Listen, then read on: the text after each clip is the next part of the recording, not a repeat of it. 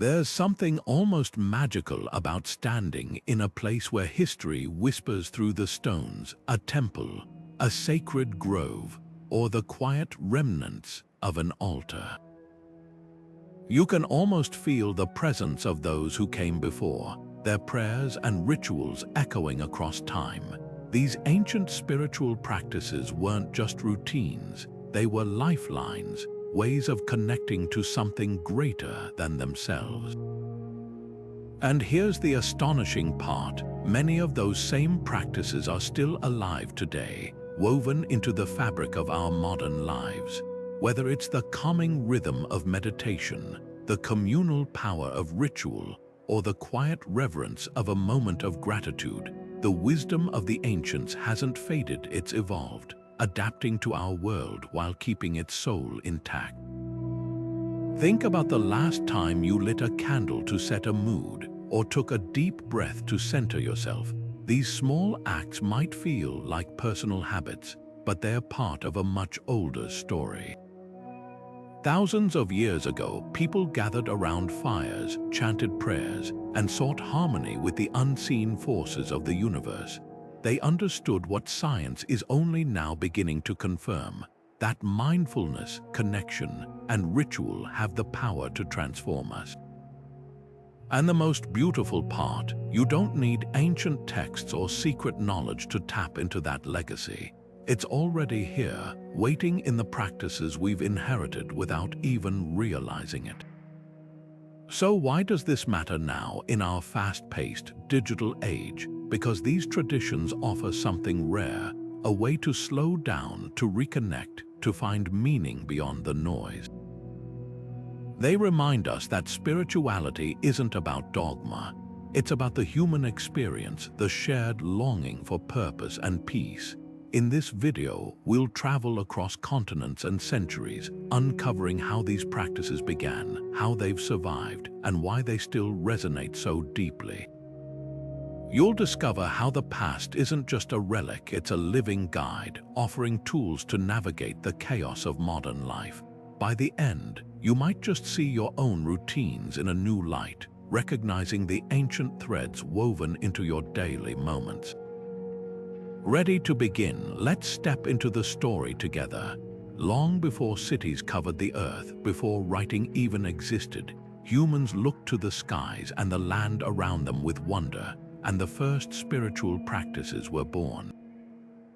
Picture the Fertile Crescent of Mesopotamia, where priests tracked the movements of planets like divine messages carved into the night, or the banks of the Nile, where Egyptians performed elaborate rituals to honor the cycles of death and rebirth they saw in the flooding river.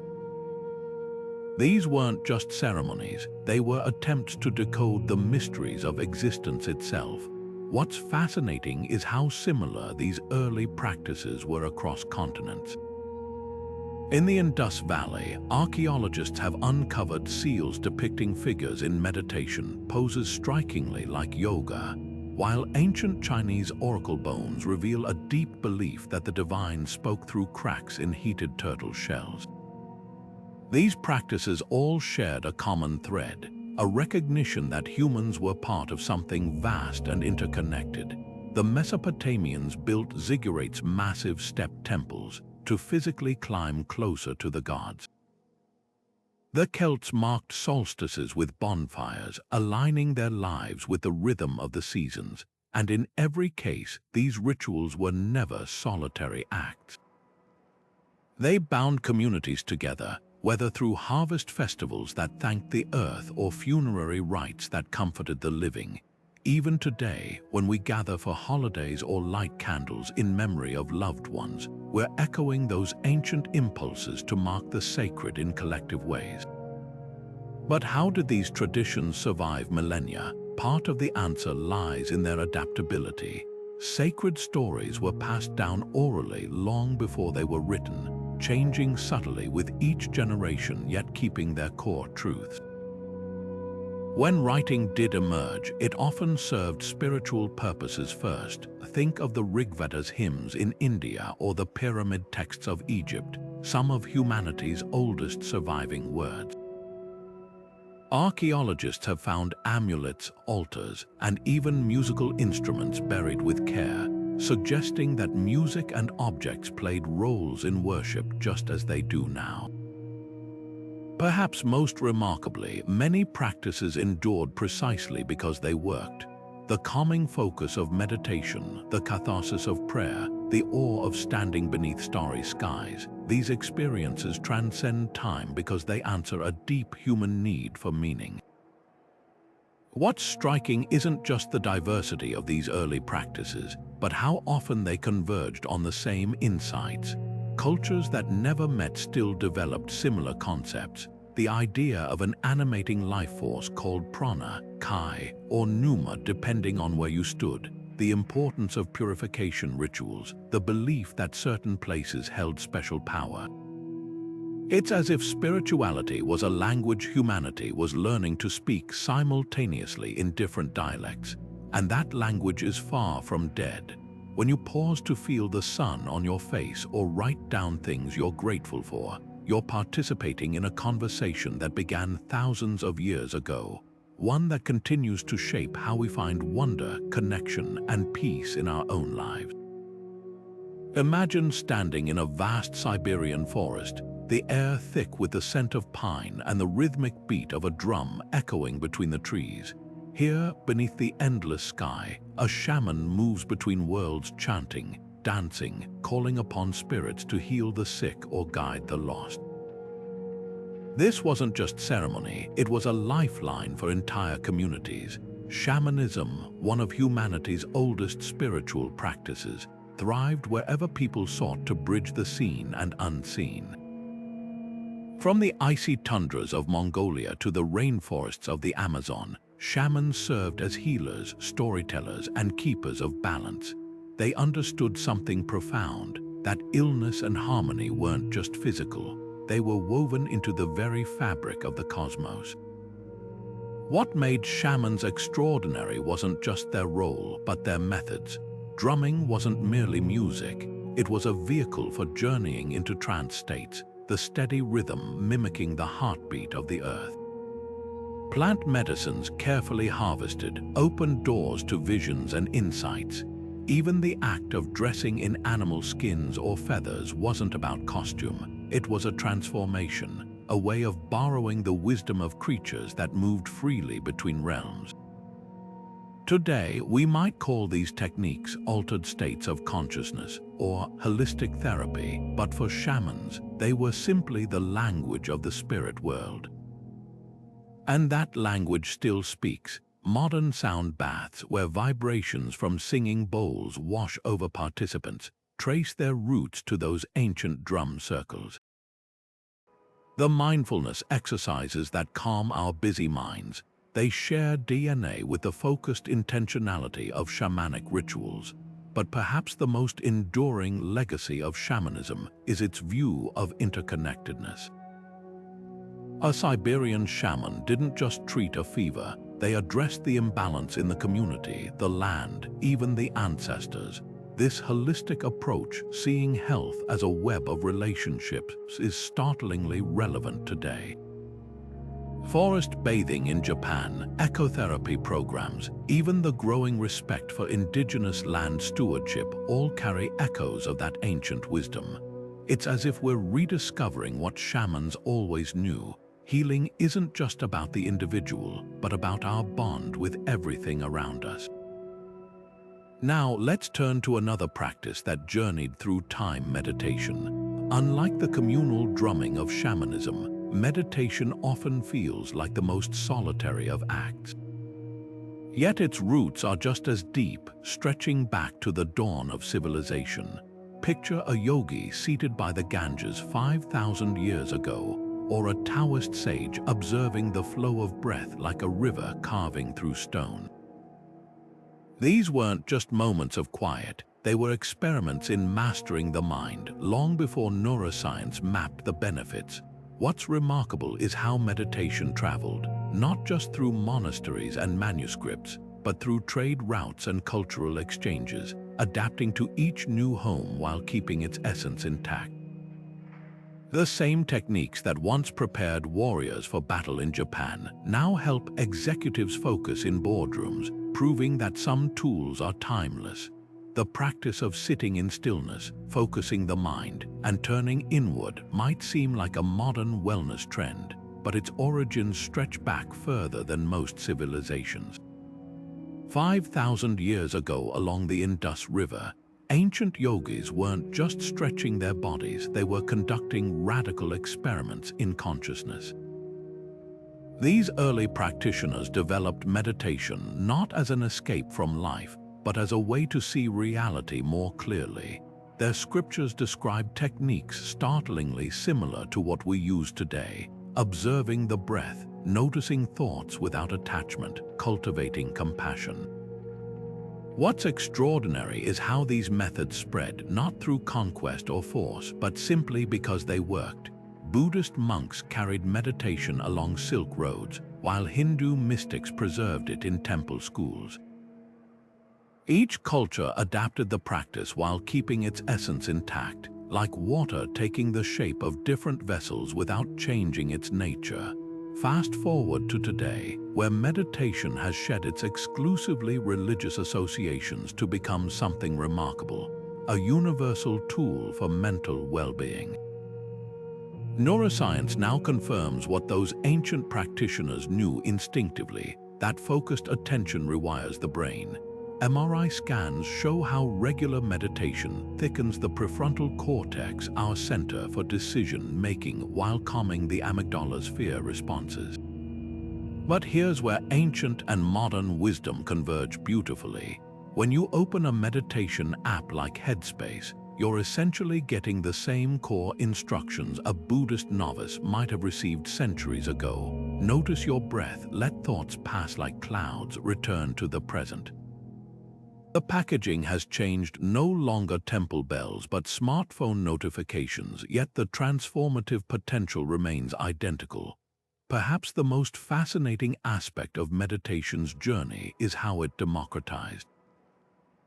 Once the domain of ascetics who devoted their lives to spiritual practice, it's now accessible to anyone with 10 spare minutes.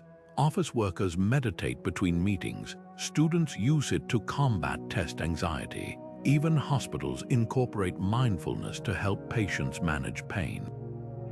This widespread adoption speaks to something profound, that amidst our hectic modern lives, we're still seeking what those ancient sages found: clarity, equilibrium, and a deeper connection to our own experience.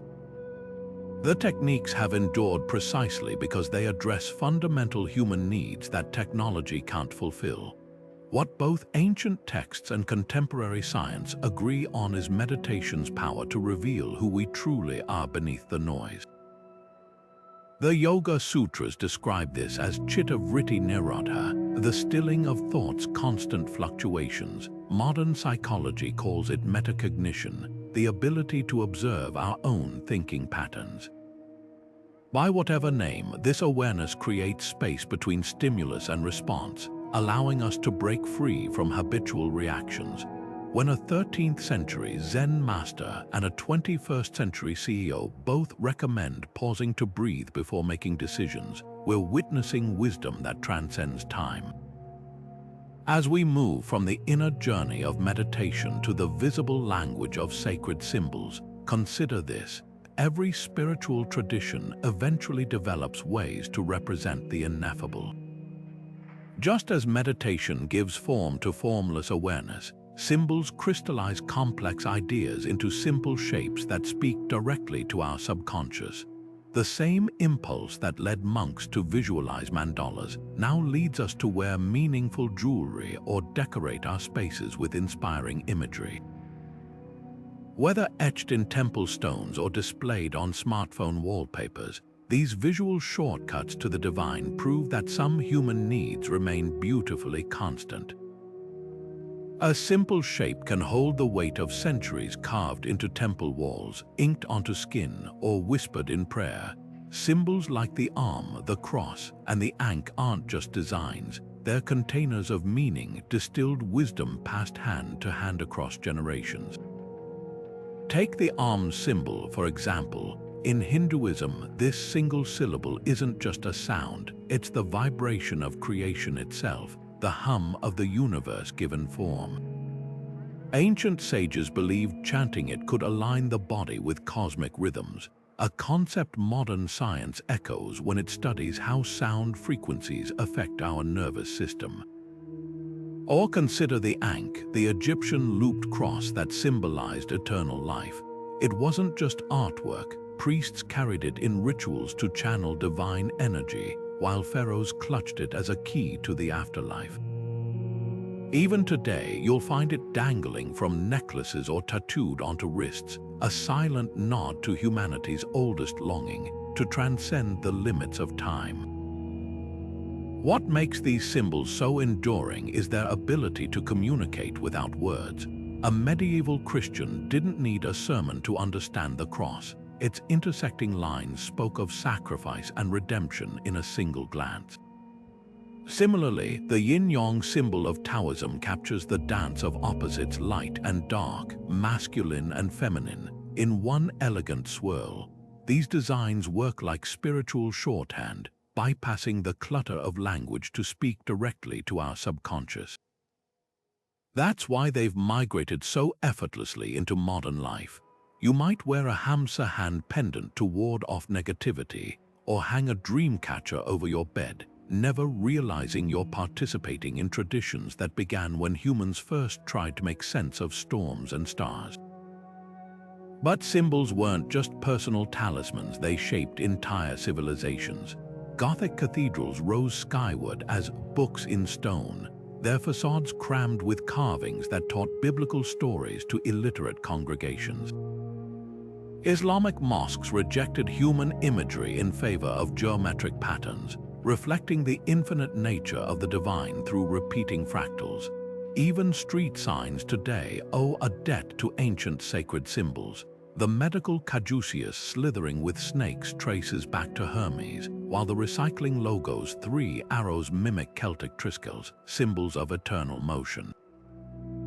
The deeper you look, the clearer it becomes. We still live in a world built by symbols, even if we've forgotten their origins. Perhaps their greatest power lies in transformation. A piece of wood becomes a crucifix, a scrap of paper a mandala infused with intention. This alchemy turning ordinary materials into sacred objects reveals a universal human truth. We long to touch the intangible. That's why modern spiritual seekers still trace labyrinth patterns to quiet their minds, or why hospitals use the ancient symbol of Asclepius's serpent-entwined staff to signify healing. The forms evolve, but the hunger behind them remains, and that brings us to another language the ancients used to read the divine, not in symbols carved in stone, but in the swirling patterns of the stars above. Long before telescopes mapped the heavens, people looked up and saw more than just points of light. They saw a living map of destiny written in the stars. The Babylonians, meticulous record keepers of the night sky, didn't just track planets. They believed celestial movements whispered warnings of droughts, wars, and royal fortunes. Their clay tablets, some dating back over 4,000 years, contain precise observations of Venus's cycles, proof that astrology began not as mysticism, but as one of humanity's earliest scientific endeavors. Half a world away, the Maya built entire cities aligned with cosmic events, their pyramids at Chichen Itza casting serpent-shaped shadows during equinoxes, a breathtaking fusion of architecture and astronomy. For these cultures, the stars weren't distant specks, they were active players in human affairs, their positions shaping everything from planting seasons to coronation dates. What's fascinating is how deeply astrology was woven into daily life. In ancient Rome, no major battle was fought without consulting the stars, while Chinese emperors employed court astrologers to ensure harmony between heaven and earth. Even the zodiac signs we recognize today, Aries, Taurus, Gemini, originated in Mesopotamia as constellations tied to agricultural cycles. A farmer didn't just need to know when to sow seeds, he needed to know if Mars was favorably aligned. This wasn't superstition, it was an intricate system for navigating an uncertain world, a way to find patterns in chaos. Modern psychology echoes this when it talks about our need for narrative and predictability. The difference, where ancient priests saw divine messages, we might see archetypes or subconscious prompts, but the underlying desire to understand our place in the universe remains unchanged. Fast forward to today, and astrology has evolved into something both familiar and surprising. Your morning horoscope app still uses the same planetary positions the Babylonians charted, but now they're filtered through lenses like psychology and self-care. Contemporary astrologers often frame Mercury retrograde not as a literal omen of doom, but as an invitation to slow down and reflect, a cosmic reminder to check your blind spots. Birth charts, once the exclusive domain of kings, are now generated with algorithmic precision, offering personalized insights that blend ancient symbolism with modern introspection. Skeptics might dismiss it as entertainment, but millions find real value in its language, not because it predicts the future, but because it provides a framework for self-discovery.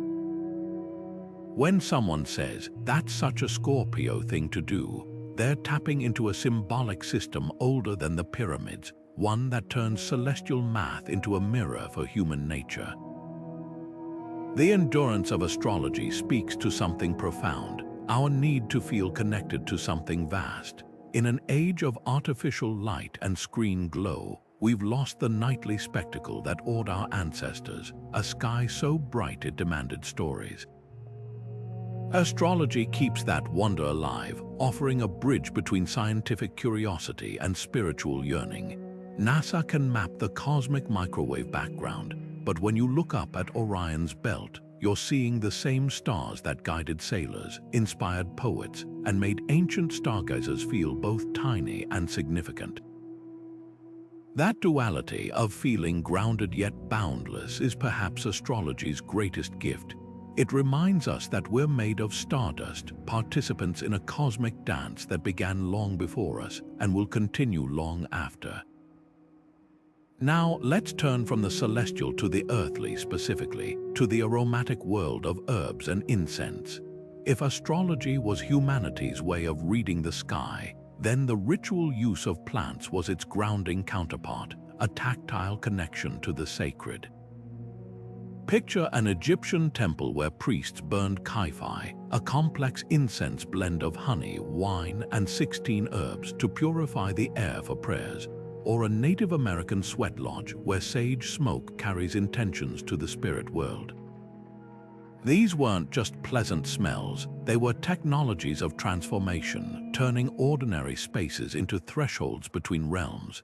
The deeper you dig into these traditions, the clearer it becomes. Fragrance has always been a direct line to the divine, a language older than words. There's something primal about the way scent bypasses reason and speaks directly to memory. The curl of smoke from burning herbs carrying prayers upward, the sharp tang of crushed leaves releasing their medicine. Long before laboratories analyzed essential oils, every culture discovered this truth. Certain plants hold power beyond nourishment. In ancient Egypt, priests burned frankincense not just for its rich aroma, but because they believed its smoke carried petitions straight to the gods. Temple walls still bear recipes for kaifi, a sacred incense blending juniper, cinnamon, and myrrh, ingredients so precious they were sometimes worth more than gold. Half a world away, indigenous healers in the Americas carefully harvested white sage, its cleansing smoke believed to dispel negative energy long before the term antimicrobial existed.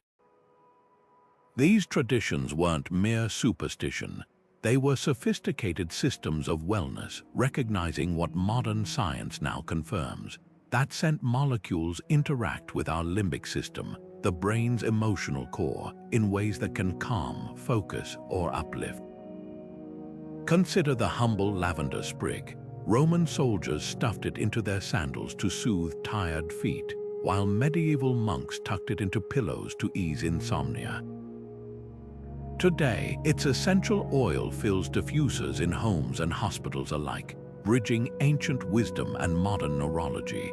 Or take Palo Santo, the holy wood burned in Andean ceremonies for centuries, now found in wellness studios worldwide. Its citrusy smoke doesn't just smell divine. Studies show it contains limonene, a compound with measurable anti-inflammatory effects.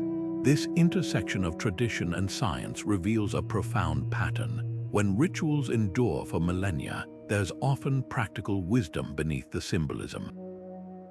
The Japanese practice of kodo, or listening to incense, turns fragrance into meditation, training participants to identify dozens of aromatic notes, a mindfulness exercise disguised as sensory play. Perhaps no plant illustrates this continuity better than sage. For Native American tribes, smudging with white sage was and remains a sacred act of purification, its smoke believed to carry prayers to the Creator. Modern smudge sticks might be sold in chic boutiques, but their use still follows ancestral protocols. Windows open to release negativity, intentions spoken aloud, gratitude woven into every wisp. Critics call it cultural appropriation, yet proponents argue that respectfully adapting these practices keeps their spirit alive. After all, the Romans had their own version, burning rosemary to cleanse sick rooms, a practice Pliny the Elder documented 2,000 years ago. Whether in a Brooklyn apartment or a Navajo hogan, the impulse remains the same: to transform space through scent, to mark the ordinary as sacred. This brings us to geometry's hidden language, the shapes and patterns that ancient builders and mystics believed held cosmic secrets. Just as herbs and incense engage our sense of smell, sacred geometry speaks to our innate attraction to balance and proportion. The flower of life, carved into Egyptian temple walls and etched in medieval manuscripts, isn't just decorative. Its overlapping circles encode mathematical ratios found in everything from snowflakes to galaxies. Islamic artists spent lifetimes perfecting tessellating star patterns, not merely for beauty, but because they saw these infinite repetitions as glimpses of divine unity. Even Gothic cathedrals, with their soaring vaults and rose windows, were designed using sacred ratios, the same proportions that govern musical harmonies and the growth patterns of seashells. What makes these shapes so potent isn't just their visual appeal, but their universality.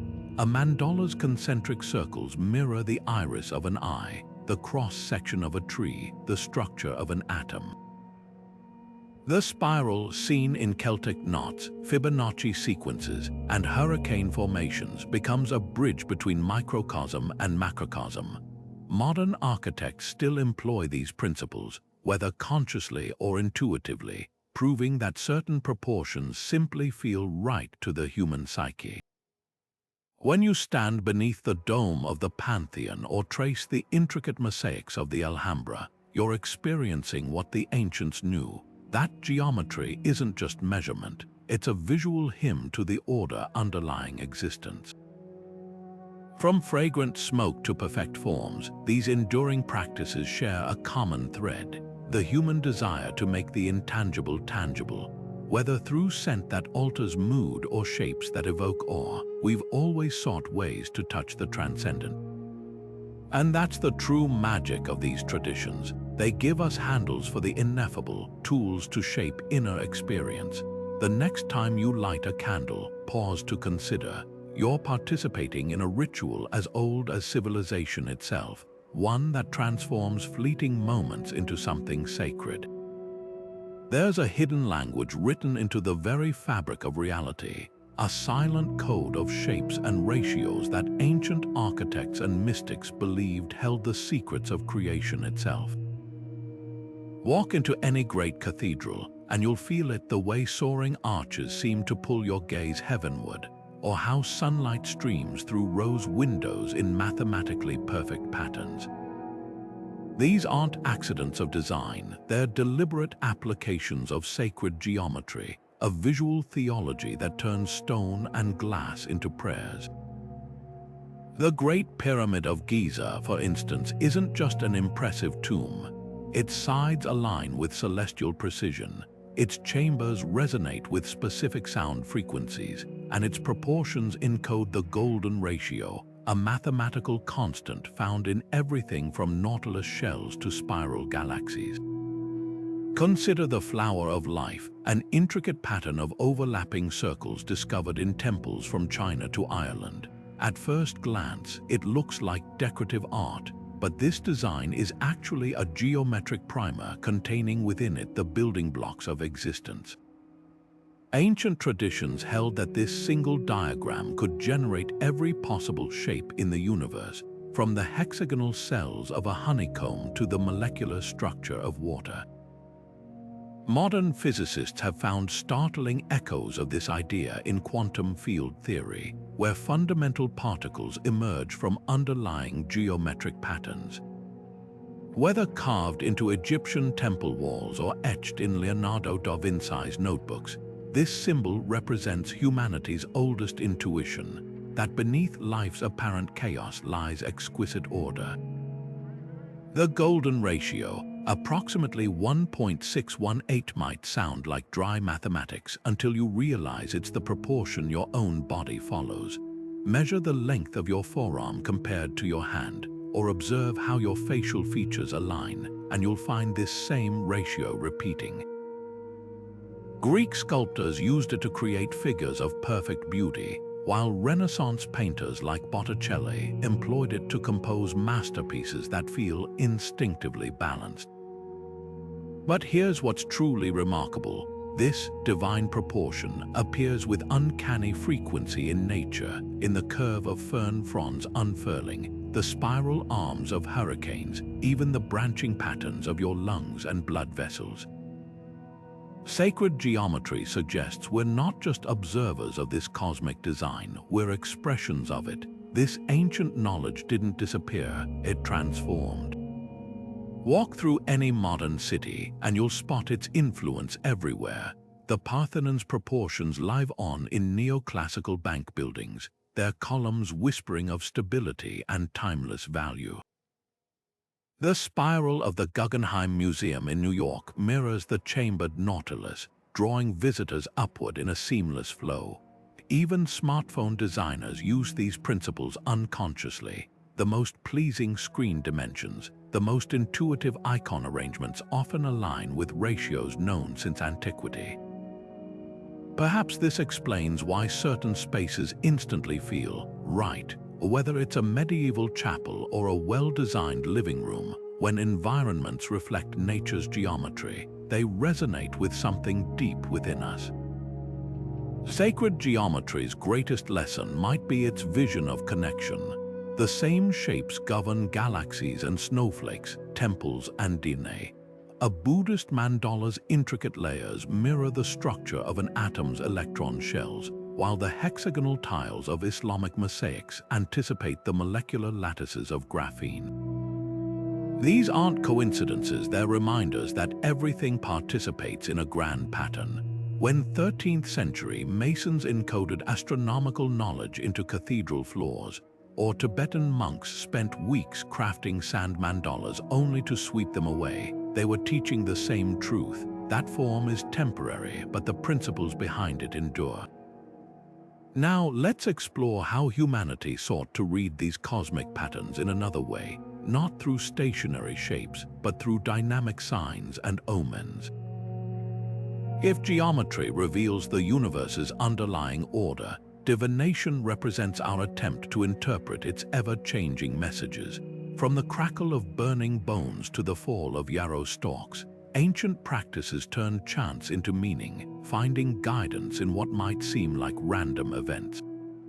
What unites these traditions is the profound belief that nothing is truly accidental, that the world speaks to those who learn its language. The crackle of flames, the shuffle of cards, the whisper of wind through sacred groves.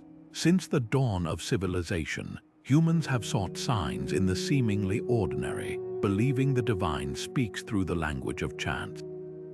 Picture the Oracle of Delphi, seated above fissures in the earth that seeped mysterious vapors, her cryptic prophecies shaping the fate of kings and empires.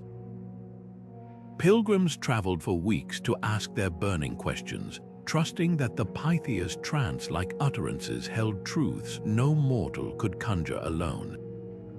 Half a world away, Chinese sages tossed yarrow stalks or coins to consult the I Ching, its 64 hexagrams offering not rigid predictions but mirrors for reflection, an ancient reminder that wisdom often lies in asking better questions rather than demanding fixed answers.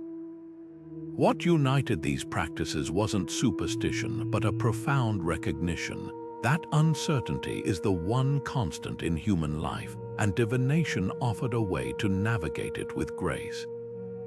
The Vikings cast runes carved with symbols of gods and natural forces, interpreting their patterns like a conversation with the unseen. African traditions used cowrie shells or bones, reading their configurations as messages from ancestors. Even the mundane could become sacred. The Romans studied the flight of birds, while Celtic druids divined meaning in the swirl of water or the shapes of clouds. These weren't attempts to control fate, but to align with it, to find threads of meaning in life's tapestry. Fast forward to today, and the tools have evolved, but the hunger remains. A tarot deck's imagery, drawing on medieval symbolism, astrology, and archetypes, doesn't predict the future so much as illuminate the present, turning the act of drawing cards into a ritual of self-inquiry. Modern psychics might swap bone throwing for angel cards, but the core intention echoes the Delphi oracle, to bridge the gap between the known and the unknowable. Skeptics dismiss it as placebo, yet neuroscience reveals something fascinating. When we engage in symbolic systems, our brains activate pattern recognition networks, often sparking creative solutions our logical minds might miss. Divination, then, becomes less about fortune-telling and more about unlocking our own intuition. Perhaps what makes these practices endure is their invitation to pause. In a world obsessed with instant answers, divination forces a slower, more thoughtful engagement with life's questions. Pulling a tarot card or casting runes creates a moment of stillness, a space to step outside habitual thinking. The I Ching calls this the superior person's attitude, approaching uncertainty not with fear but with curiosity and humility. That's why these tools thrive even in our digital age. Apps generate virtual I Ching readings, while online tarot communities reinterpret ancient symbols through modern dilemmas. The medium changes, but the message stays the same. Some answers aren't found, they're revealed, often when we're willing to listen deeply. This brings us to another universal response to life's mysteries, the act of pilgrimage. If divination is about seeking answers inwardly, pilgrimage turns that quest outward, transforming the body's movement into a prayer. From the Camino de Santiago's dusty trails to the circling of Mecca's Kaaba, walking becomes worship, each step a testament to the human longing for transcendence. Unlike passive rituals, pilgrimage demands effort, blistered feet, aching shoulders, as if the physical struggle itself purifies the spirit. Ancient Greeks trekked to Delphi not just to hear the oracle, but to undergo the journey's transformation, proving that sometimes the path holds as much wisdom as the destination. Every journey begins with a single step, but when that step is taken with intention, it becomes something more. Pilgrimage transforms ordinary travel into sacred movement, turning blistered feet and dusty roads into instruments of devotion. For centuries, pilgrims have walked the Camino de Santiago, their scallop shell badges clinking like whispers of determination, while Muslim faithful circle the Kaaba in Mecca, their white-clad forms moving as one in a ritual that dates back to Abraham. These aren't just trips, they're rites of passage where the physical struggle, the aching muscles, the parched throat becomes a metaphor for inner purification. What's striking is how these ancient routes still draw modern seekers. The Camino, once trodden by medieval penitents, now sees backpackers with smartphones, yet the essence remains unchanged. Walking 15 miles a day with all you need on your back has a way of stripping life down to its essentials. Conversations flow easily between strangers who'd never speak at home. Blisters become badges of honor. The rhythm of footsteps turns meditative. This alchemy, where exhaustion breeds clarity, is why pilgrimages endure. They force us out of routine, creating a liminal space where transformation can occur. Even the Shikoku pilgrimage in Japan, where monks once visited 88 temples to honor the Buddhist Saint Kukai, now welcomes corporate workers seeking respite from urban burnout. The paths haven't changed, just the reasons for walking them. Pilgrimage also reveals spirituality's communal heart. On the road to Mecca, millionaires and laborers sleep side by side in tent cities, their identical ihram garments erasing social hierarchies. In India, devotees bathing in the Ganges at Varanasi share the waters with funeral pyres, confronting mortality's stark reality together. These journeys remind us that spiritual growth isn't solitary, it's woven through shared struggle and collective awe. Modern equivalents exist too: activist marches, walking meditations for charity, even fitness challenges that turn personal goals into communal triumphs. The format adapts, but the human need for meaningful movement persists. Perhaps pilgrimage's greatest lesson is that enlightenment isn't found at the destination, it's scattered along the path. The medieval mystic Rumi wrote, "The journey itself is the home." Modern pilgrims often recount this paradox, arriving at Santiago's cathedral or Jerusalem's Church of the Holy Sepulchre feels anticlimactic compared to the revelations they had while walking. It's as if the body's rhythm unlocks the mind, turning each step into a prayer. This truth transcends religion. Any long-distance hiker knows the mental shift that comes after days on a trail. The world slows down, priorities clarify, and that's when we realize the sacred wasn't waiting at the end. It was in the act of journeying all along.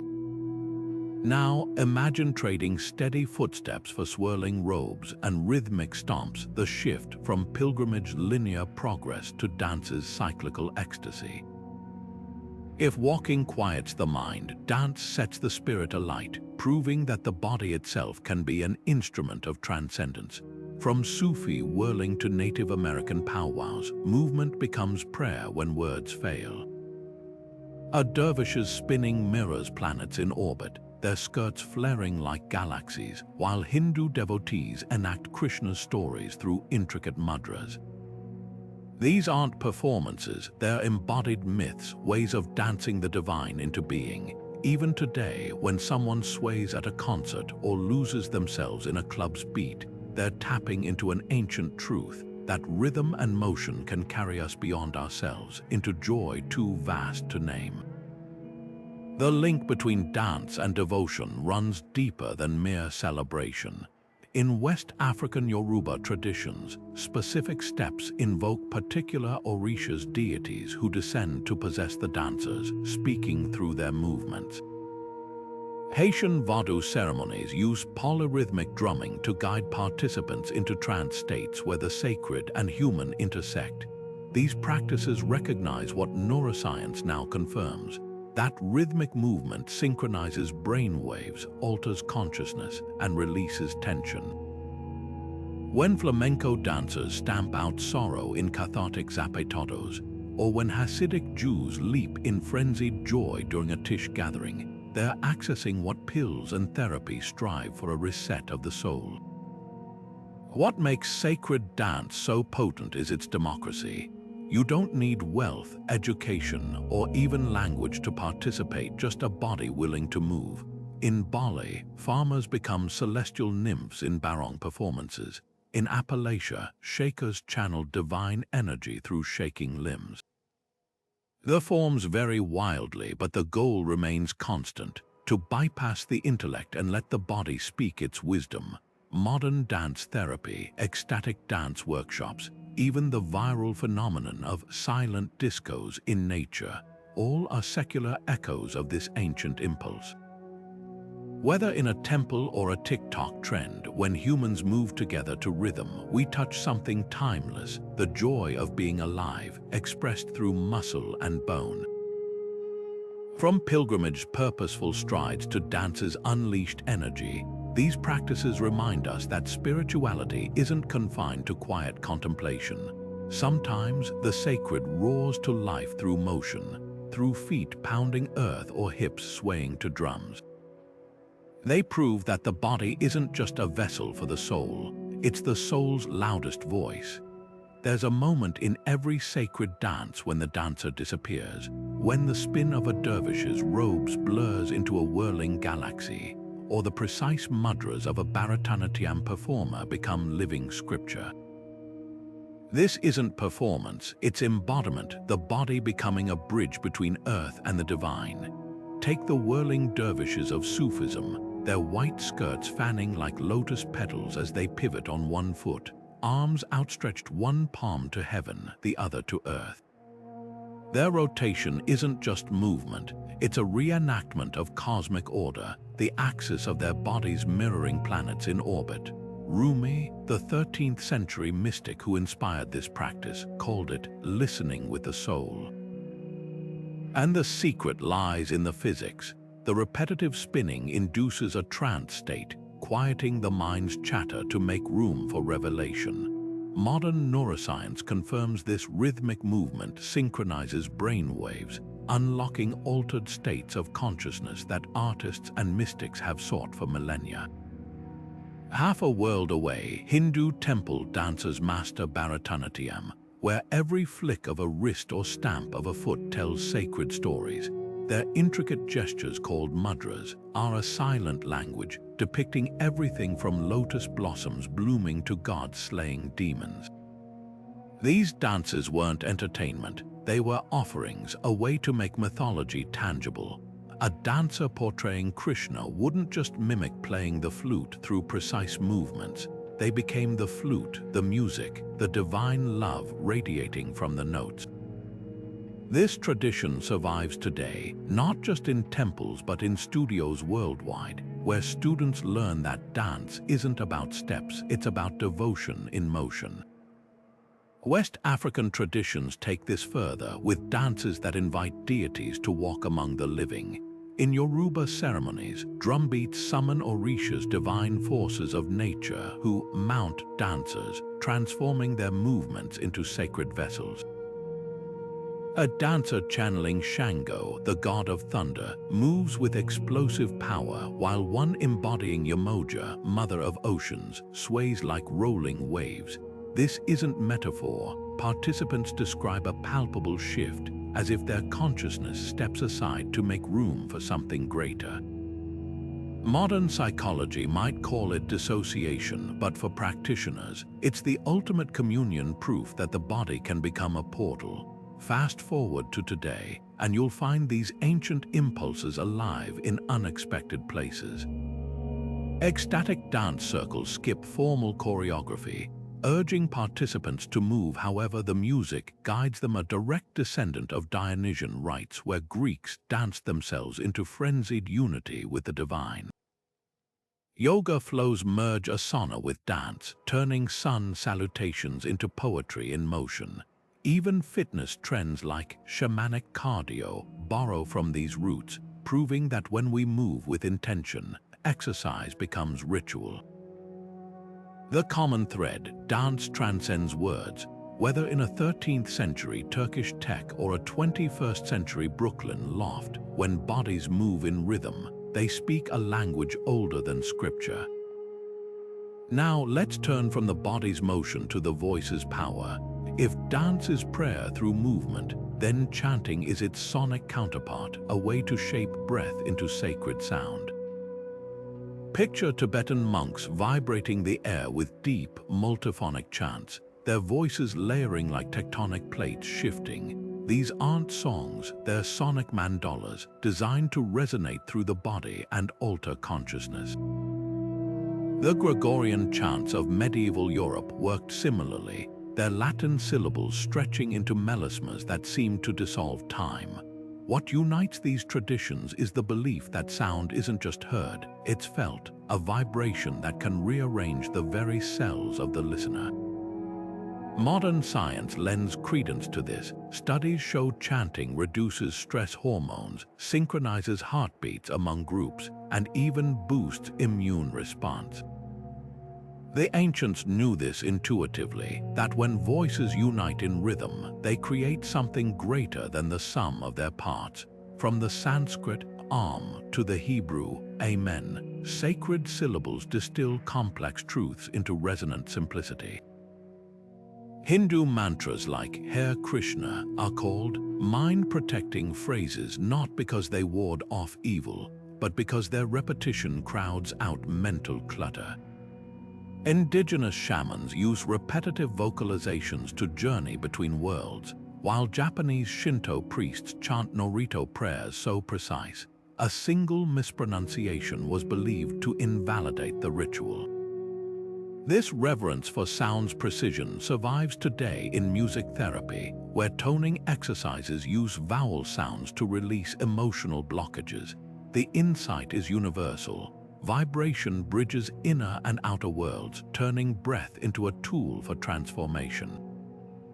Chanting's power lies in its accessibility. You don't need instruments, training, or even a melody, just breathe and intention.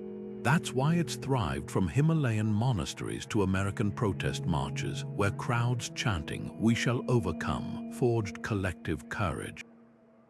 Whether whispered alone at dawn or roared by thousands in unison, these vocal rituals remind us that the human voice was humanity's first sacred instrument and remains its most potent. The human voice carries a power beyond words. It can shake the walls of Jericho in ancient tales or lull a child to sleep with a lullaby. But in spiritual traditions worldwide, vocal sounds become something more, sacred instruments that tune the soul. Hinduism's mantras, like the primordial Om, aren't just recited. They're felt as vibrations in the chest, rhythmic pulses believed to align the chakras and quiet the mind's turbulence. Monks in medieval European cloisters spent hours perfecting Gregorian chants, their Latin syllables stretching into resonant waves that seemed to dissolve the boundary between earth and heaven. And in Sufi zikr ceremonies, the repetitive invocation of divine names, Allah, Allah, builds like a drumbeat, guiding participants into ecstatic union. These traditions understood something profound. Sound shapes consciousness. Science now reveals why these practices endure. Repetitive chanting synchronizes brain waves, slowing the frantic beta waves of daily thought into the calmer alpha and theta states associated with deep meditation. The vagus nerve, a neural highway connecting brain and body, responds to vocal vibrations, triggering relaxation responses that lower heart rate and reduce stress hormones. Even group chanting creates measurable effects. When voices harmonize, participants' heartbeats often align, a phenomenon researchers call cardiac coherence. Modern sound baths, where participants lie immersed in the reverberations of gongs or crystal bowls, are essentially high-tech versions of this ancient wisdom, using vibration as a tool for healing. What makes chanting so universal is its simplicity. Unlike elaborate rituals requiring special tools or spaces, all you need is breath and intention. Tibetan monks master overtone chanting, producing 2 or 3 notes simultaneously to create sonic mandalas. Indigenous shamans use repetitive vocalizations to journey between worlds, their chants acting as sonic ladders. Even the Amen or Alhamdulillah, whispered in prayer, functions as a mini mantra, a pocket-sized anchor for gratitude. The magic lies in the repetition, the way looping a phrase or tone creates a feedback loop in the mind, crowding out distractions until only the sound remains. Today, this legacy lives on in surprising ways. Binaural beats audio tracks that use slightly different frequencies in each ear to induce meditative states are essentially digital mantras. Choir singing, whether in churches or community centers, still offers that alchemy of collective harmony neuroscientists call the choir effect. Even the secular world borrows these techniques. Athletes use rhythmic chants to enter the zone, and therapists employ toning exercises to help trauma survivors reclaim their voices. The thread connecting a Vedic priest reciting the Gayatri mantra at dawn and a yoga class chanting Om in a mirrored studio is the same. The voice isn't just for speaking, it's a bridge between body and spirit. Now, let's turn from the ethereal realm of sound to the tangible practice of yoga, where breath and movement unite. If chanting is the spirit's song, then yoga is its dance, a physical poetry written in stretches and stillness. Far more than exercise, this 5,000-year-old tradition began as a way to prepare the body for prolonged meditation, to sit without aching so the mind could fly free. The Sanskrit word yaj means to yoke not just spine to thigh in a forward bend, but individual consciousness to something infinite. From Himalayan caves where ascetics twisted their bodies into living mandalas to modern studios where downward dog shares space with smartphone notifications, yoga's journey mirrors humanity's own quest for balance in a chaotic world. What's fascinating is how yoga's postures, asanas, were originally just one branch of a vast tree. Ancient texts like the Yoga Sutras spend far more time discussing ethics, breath control, and meditation than handstands. The physical practice we recognize today evolved over centuries, absorbing influences from Indian wrestling exercises, British gymnastics, and even Scandinavian calisthenics. Yet at its core, yoga remains what it always was, a technology for transformation. When you flow through sun salutations, you're participating in a ritual as old as dawn worship, each movement a homage to light's return. The micro-adjustments of alignment, hips squared, shoulders relaxed, aren't about perfection. They're exercises in awareness, training the mind to attend to the present moment. Modern science confirms what yoga knew instinctively. The vagus nerve stimulation of deep breathing reduces inflammation. Balancing poses improve proprioception, the body's internal GPS. Even yoga's stress relief benefits trace back to its roots. The relaxation response triggered by savasana mirrors the stillness sought in ancient forest ashrams. Yet perhaps yoga's greatest gift is its adaptability. A 90-minute power class and a 10-minute desk stretch share the same DNA, the recognition that embodied presence is the first step toward clarity. Whether in a Manhattan high-rise or on the banks of the Ganges, when breath synchronizes with movement, something timeless awakens, the remembrance that we are not just minds carrying bodies, but souls wearing skin. Yoga begins where the body meets the breath, that sacred intersection where movement becomes meditation. 5,000 years ago along the Indus River, early practitioners weren't just stretching, they were mapping the human connection to the cosmos. The Yoga Sutras of Patanjali, compiled around 2,000 years ago, laid out an 8-limbed path that read like an owner's manual for enlightenment. But here's what many modern practitioners miss. The physical postures, asanas, were originally just one small branch of this ancient tree, the other limbs. Ethical principles like non-violence, breath control techniques that could steady the mind for hours, and meditation practices designed to dissolve the illusion of separation between self and universe. Fast forward to today, and yoga has traveled farther than any ancient sage could have imagined. From Himalayan caves to Manhattan high-rises, this practice has morphed to fit countless cultures while keeping its soul intact. A power yoga class in Los Angeles might focus on sculpting muscles, but the instructor still cues Ujjayi breath, the same ocean sound technique used by monks to maintain focus during long sits. Restorative yoga's supported poses, though draped in bolsters and blankets, echo the reclining postures Tibetan Buddhists use for dream yoga.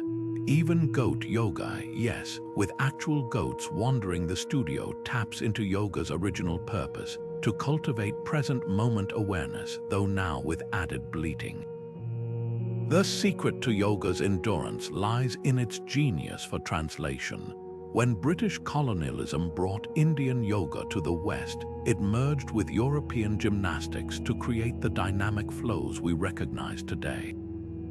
Yet dig deeper, and you'll find ancient threads woven through modern practice. Sun salutations originated as dawn rituals honoring the light bringer Surya. The lotus position wasn't just for flexibility. Its crossed legs symbolized the intertwining of masculine and feminine energies. Even Savasana, that blissful final relaxation, mirrors the corpse pose used in tantric rituals to represent the death of ego. Science now confirms what yoga knew instinctively. MRI scans show how regular practice thickens the brain's prefrontal cortex, sharpening focus. The vagus nerve, a neural superhighway, responds to yoga's deep breathing, switching the body from fight or flight to rest and digest mode. And those impossible-seeming arm balances, they're not just party tricks. They train the brain to stay calm under pressure, a skill as useful in boardrooms as it was in ancient forests. The real magic happens off the mat when the equanimity cultivated in downward dog shows up during traffic jams or tough conversations. This brings us to another ancient practice that transforms the body to reach the spirit: fasting. Across continents and eras, abstaining from food has been less about denial and more about tuning in, creating space where the physical and spiritual metabolize together. Egyptian priests purified themselves with 40-day fasts before entering temple sanctums. Native American vision quests used hunger to sharpen perception, believing empty stomachs made room for divine messages. Even the Buddha's enlightenment came after he abandoned extreme asceticism for the middle path, not indulging, not starving, but fasting with intention. What these traditions understood was that hunger alters consciousness. Modern research shows how intermittent fasting boosts brain-derived neurotrophic factor, a protein that acts like fertilizer for neurons. But beyond biology, fasting creates a visceral reminder that we're more than our cravings.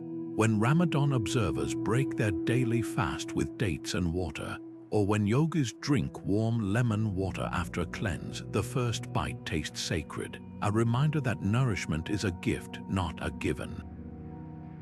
Whether it's a monk's Lenten fast or a Silicon Valley biohacker's ketogenic cleanse, the principle remains: sometimes we need to empty ourselves to become full. The link between yoga and fasting reveals a profound truth about ancient wisdom. It recognizes the body as the spirit's first home. Yoga shapes the vessel, fasting cleanses it, and together they prepare us to hold what matters most: clarity, connection, and the quiet joy of being alive.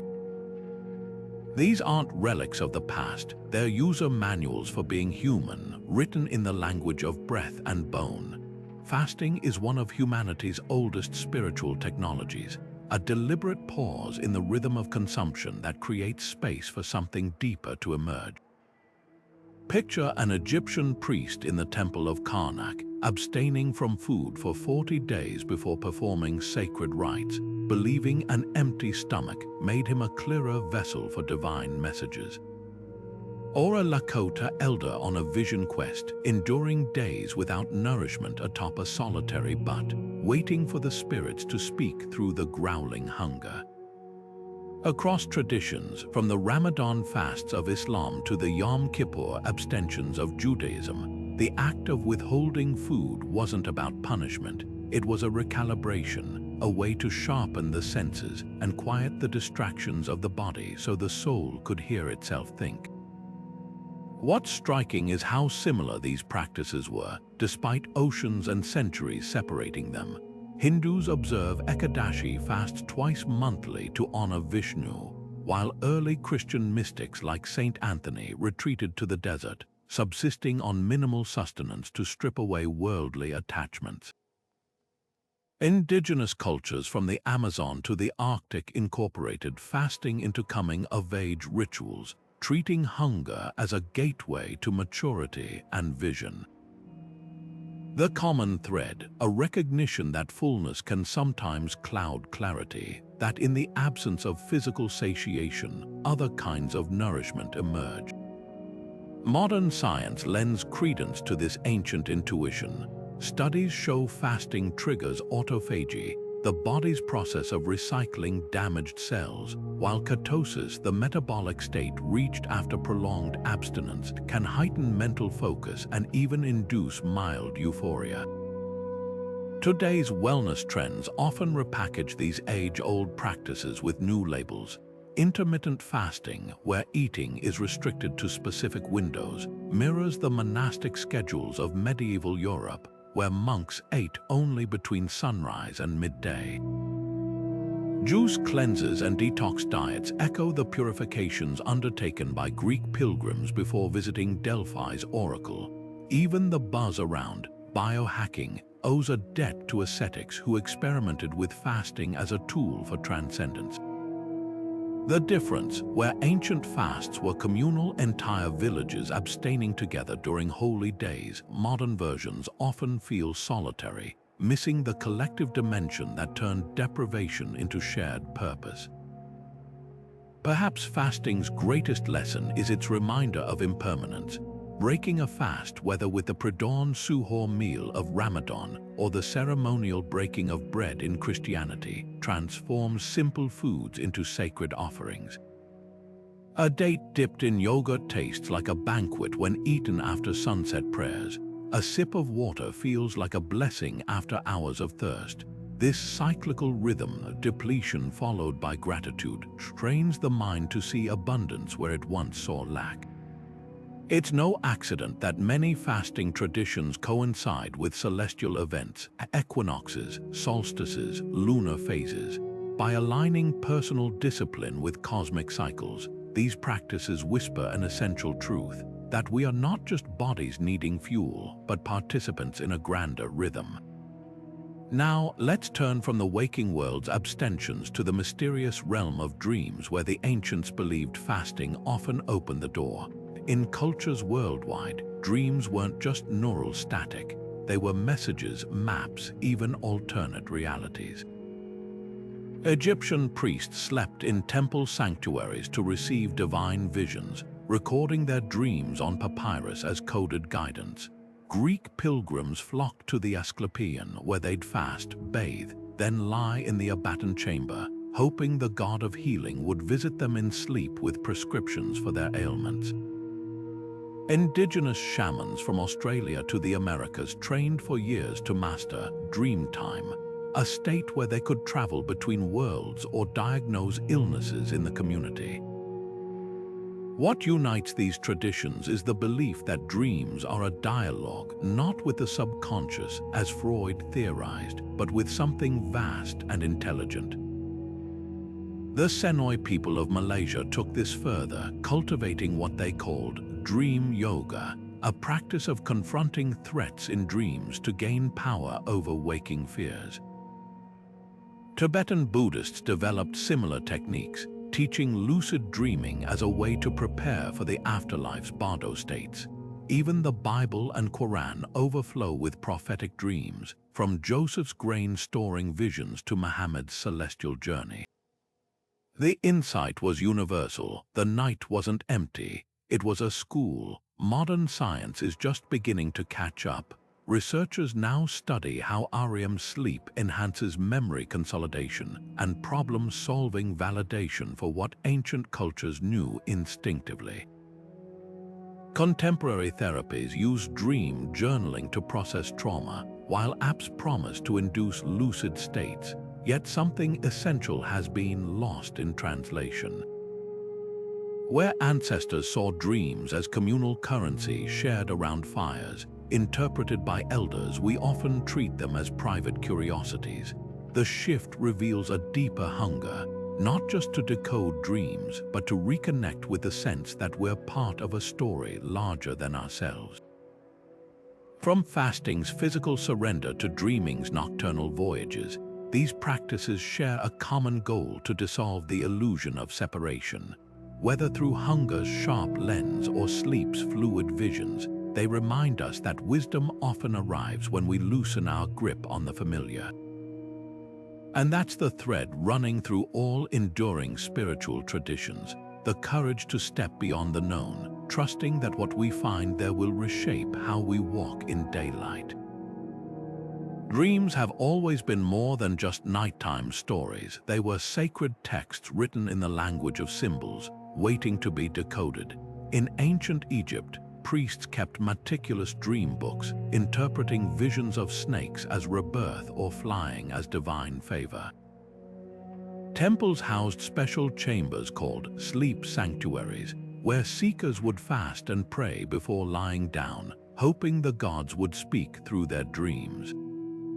The famous dream stele of Thutmose Roman IV tells how the Sphinx appeared to him in a vision, promising kingship if he cleared the sand burying its paws, a deal that literally reshaped history. Over in Greece, the Asclepian healing temples functioned like ancient medical centers, where patients slept in sacred precincts, believing the god Asclepius would visit them with diagnoses and cures in their dreams. These weren't just superstitions, they were sophisticated systems for tapping into wisdom beyond waking logic. Carl Jung, the pioneering psychologist, would later give this ancient intuition a modern vocabulary. His concept of the collective unconscious, a shared reservoir of archetypes and symbols, mirrored what the Egyptians called the Juwat and the Greeks termed the mundus imaginalis. Jung didn't dismiss dreams as random firings. He saw them as letters from the soul, addressing what the conscious mind avoided. A recurring dream of falling might signal unresolved anxiety, while visions of water could reflect emotional undercurrents. Modern therapy often builds on this, using dream journals to uncover patterns or exploring nightmares as unprocessed trauma. The difference: where ancients saw gods, we see psychology, but both agree the sleeping mind holds truths the waking self ignores. What's fascinating is how contemporary science continues to bridge these worlds. Sleep labs now confirm that REM sleep boosts problem-solving and emotional processing, validating why so many cultures prize dream incubation. The Senoi people of Malaysia took this further, training children to confront dream threats head-on, turning nightmares into tools for empowerment. Tibetan dream yogas taught practitioners to recognize they were dreaming, a skill now studied as lucid dreaming in neurology labs. Even the common phrase, "sleep on it," nods to this ancient wisdom, that some answers emerge only when we surrender control. Yet something vital has shifted. Where dreams were once communal, shared around fires, interpreted by elders, they've become solitary in the modern world. We scroll past sleep memes instead of discussing last night's visions over breakfast. The loss is deeper than ritual. It's a severed thread to the collective imagination. That's why dream-sharing apps and online forums thrive today, not because we've outgrown the need for interpretation, but because we're relearning what temple priests knew. Dreams grow richer when they're spoken aloud. This brings us to another practice that honors unseen connections: ancestor veneration. If dreams are messages from the subconscious, then ancestor rituals are conversations with the past itself. In China, families burn joss paper replicas of luxury items, phones, cars, even designer handbags, believing the smoke carries these gifts to departed loved ones. Mexican Dia de los Muertos turns cemeteries into vibrant feasts, where marigold petals guide spirits back to share music and mole sauce. West African traditions like the Yoruba Egungun festivals feature masked dancers embodying ancestral wisdom, their swirling robes alive with the voices of generations. These aren't morbid customs, they're celebrations of continuity, insisting that death doesn't erase bonds, it just changes the terms. Science offers a surprising parallel in the field of epigenetics, which shows how trauma and resilience can literally mark our DNA, passing lessons across generations. When a Korean family sets out rice and fruit for Chuseok, or a Scottish clan gathers at a centuries-old grave, they're enacting what labs now confirm: the past lives in us, biologically and spiritually. Modern grief therapy increasingly mirrors this, encouraging letters to the departed or setting places for them at holidays, not out of delusion, but to acknowledge that love doesn't stop at the grave. What unites dream interpretation and ancestor veneration is their refusal to accept separation. Whether through the veil of sleep or the thin boundary between living and dead, these practices insist we're part of an endless conversation. The mediums changed dream journals instead of temple steel, photo altars instead of funeral pyramids, but the longing remains to reach beyond the visible and touch what lasts. Ancestors walk beside us in more ways than we realize, not as ghosts, but as living wisdom etched into our bones and traditions. Across continents and centuries, cultures developed strikingly similar ways to honor those who came before, recognizing that the past isn't truly gone until it's forgotten. In Mexico's Dia de los Muertos, families transform cemeteries into vibrant celebrations, decorating graves with marigolds whose vibrant orange petals are said to guide spirits back with their scent. Ofrendas altars laden with pan de muerto, sugar skulls, and photos become bridges between worlds, where the departed are welcomed back with their favorite foods and music. This isn't mourning, it's a joyous reunion, a reminder that love outlasts even death. Japan's Obon festival mirrors this spirit, though with quieter elegance. Lanterns float down rivers to guide ancestral souls home, while families clean graves and leave offerings of eggplant and cucumber, symbolic horses and cows to speed the journey between realms. The dance of Bon Odori, performed in concentric circles, echoes Buddhist teachings of interconnectedness, each movement a thread tying the living to the dead. Meanwhile, in West Africa, the Yoruba people celebrate Egungun festivals, where masked dancers draped in elaborate textiles embody ancestral voices, their swirling robes stirring dust that's believed to carry blessings. These rituals share a profound insight that ancestors aren't just memories, they're active participants in the present. The Chinese Qingming festival, where families sweep tombs and burn joss paper replicas of modern luxuries, iPhones, designer bags, reflects a belief that the afterlife evolves with the times. Celtic tribes left offerings in burial mounds, certain that their forebears influenced harvests and battles. Even ancient Rome had its parentalia, a solemn week when families shared meals at gravesites, reinforcing the bond between generations. Today, this primal connection takes new forms. Genealogy websites boom as people stitch together family trees, while DNA testing reveals migrations encoded in our cells. Memorial benches, tattooed portraits, and digital legacy platforms all serve as contemporary ofrendas. Psychology confirms what rituals always knew: remembering our roots fosters resilience. Studies show children who know family stories develop stronger emotional regulation, proof that ancestors still guide us, not through supernatural intervention, but through narratives that shape identity.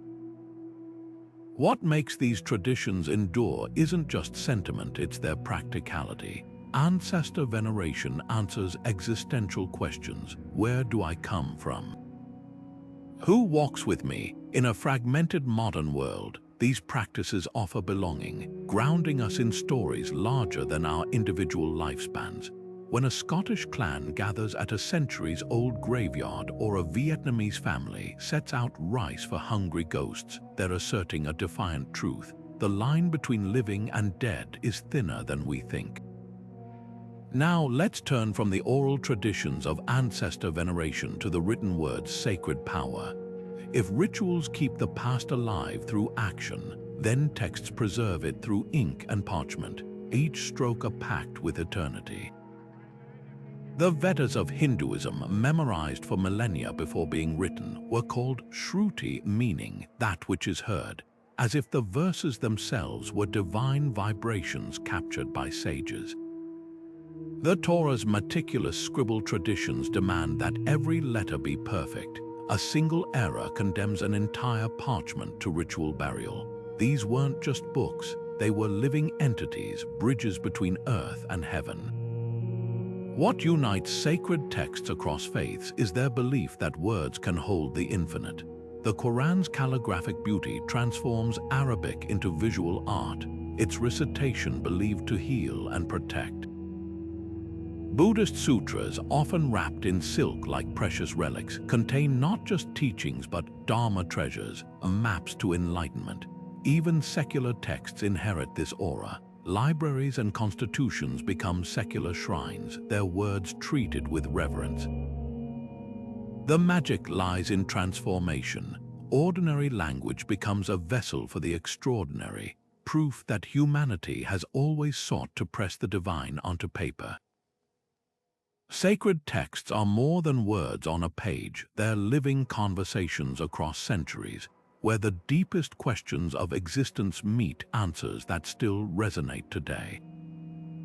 Take the Vedas, Hinduism's oldest scriptures, memorized syllable perfect for over 3,000 years before ever being written down.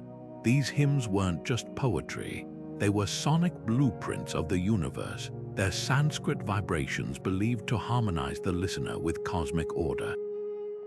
Meanwhile, on the other side of the world, scribes painstakingly copied the Hebrew Bible onto parchment, where a single misspelled divine name could mean burning an entire scroll and starting anew. The reverence wasn't just for the messages, it was for the very letters themselves, as if truth could be woven into the fibers of the material. And then there's the Tao Te Ching, its 81 verses of enigmatic wisdom so dense that scholars still debate whether Lao Tzu intended it as philosophy, governance manual, or spiritual roadmap. What unites these texts is their uncanny ability to speak to changing times without losing their core. The Bhagavad Gita's battlefield dialogue about duty versus compassion still fuels boardroom debates today. Jesus' Sermon on the Mount continues to inspire social justice movements 2 millennia later. Zhuangzi's Taoist parables about cooks who never sharpen their knives because they move with the grain of reality now inform modern leadership theories. These weren't static documents, they were designed to unfold new meanings as readers grew. A farmer in ancient China might interpret the Tao Te Ching's water conquers stone as agricultural advice, while a modern psychologist sees it as a metaphor for resilience. Preservation methods were as sacred as the texts themselves. Tibetan monks practiced pecha, chanting, reciting scriptures so fast the words blurred into mantras, ensuring not a syllable was lost. Jewish scribes counted every letter in Torah scrolls, knowing the text contained exactly 304,805 letters as a built-in error check. Islamic calligraphers developed Kufic script with geometric precision, turning Quranic verses into art that honored both meaning and form. This wasn't just archiving, it was active participation in keeping wisdom alive. A medieval monk illuminating a Bible with gold leaf wasn't decorating, he was making divinity visible through craftsmanship. Modern seekers still turn to these texts not for dogma, but for mirrors. When a Silicon Valley CEO quotes Marcus Aurelius' meditations on embracing obstacles, or a mindfulness app adapts Rumi's poetry for daily affirmations, they're proof that great truths transcend their original contexts. The Upanishad's declaration, Tat Tvam Asi, thou art that finds echoes in quantum physics observer effect. The Taoist principle of Wu Wei effortless action resonates with today's focus on flow states. Even secular readers find unexpected depth. The Bible's Ecclesiastes, wrestling with life's meaninglessness, speaks as powerfully to atheists as to believers. These texts endure because they don't offer easy answers. They invite us into deeper questions. Now consider the space between the words, the silence from which all sacred sounds emerge. If texts are the maps, then silence is the territory they point toward. Monasteries worldwide know this. Trappist monks take vows of near-total silence, while Buddhist traditions teach that enlightenment whispers loudest when the mind's chatter stills. This isn't mere absence of noise, it's a presence unto itself. The Desert Fathers of early Christianity retreated to caves not to escape the world, but to hear the still small voice drowned out by daily life. Modern neuroscience confirms what mystics knew, that silence triggers neurogenesis, growing new brain cells in the hippocampus. Just 30 minutes of quiet can lower blood pressure more than medication. The practice takes countless forms. Quaker meetings sit in collective silence until someone feels moved to speak. Japanese tea ceremonies turn the pause between sips into meditation. Even secular traditions honor this. Libraries and museums enforce quiet not just for concentration, but as tribute to the power of uncluttered space. What makes silence sacred is its democracy. No special tools or training required, just willingness to stop and listen. In a world of constant notifications, the ancient art of doing nothing becomes radical wisdom. The next time you mute your phone or sit quietly before eating, you're joining a lineage that stretches back to every seeker who ever discovered that truth often arrives not with a shout, but a whisper.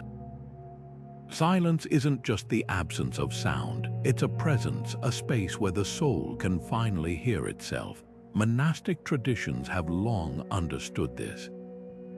Trappist monks take vows of silence so profound, their monasteries become realms of whispered prayers and the rhythmic scratch of quills on parchment. In these hushed corridors, words aren't banned, they're treasured, used sparingly like precious ink. Over in Japan, Zen masters sit in zazen meditation for hours, where the only instruction might be the sharp crack of a keisoku stick, a reminder to return to the breath when the mind wanders. Even Quaker meetings, where congregants wait in collective stillness until the Spirit moves someone to speak, treat silence not as emptiness but as fertile ground for revelation. These traditions share a radical idea that the divine often speaks loudest when everything else falls quiet. Modern science is catching up to what mystics knew instinctively. Studies show that periods of silence boost memory formation, lower cortisol levels, and even stimulate brain cell growth in the hippocampus. Noise pollution, on the other hand, has been linked to everything from heart disease to impaired learning. It's as if our biology itself protests the constant barrage of alerts and advertisements, craving the kind of quiet our ancestors took for granted. This might explain the surge in silent retreats and digital detoxes, where smartphones are traded for journals and forests replace feeds. At places like Spirit Rock in California or Plum Village in France, participants rediscover what desert mothers and fathers knew 16 centuries ago, that solitude and stillness aren't punishments but portals. Yet silence isn't always solitary. The power of shared quiet can be breathtaking. Imagine a room where 50 people sit motionless, their collective breath the only sound. This is the magic of a Vipassana retreat or a Taizé prayer service. Unlike loneliness, which shrinks the world, intentional silence expands it, tuning the ear to subtler frequencies.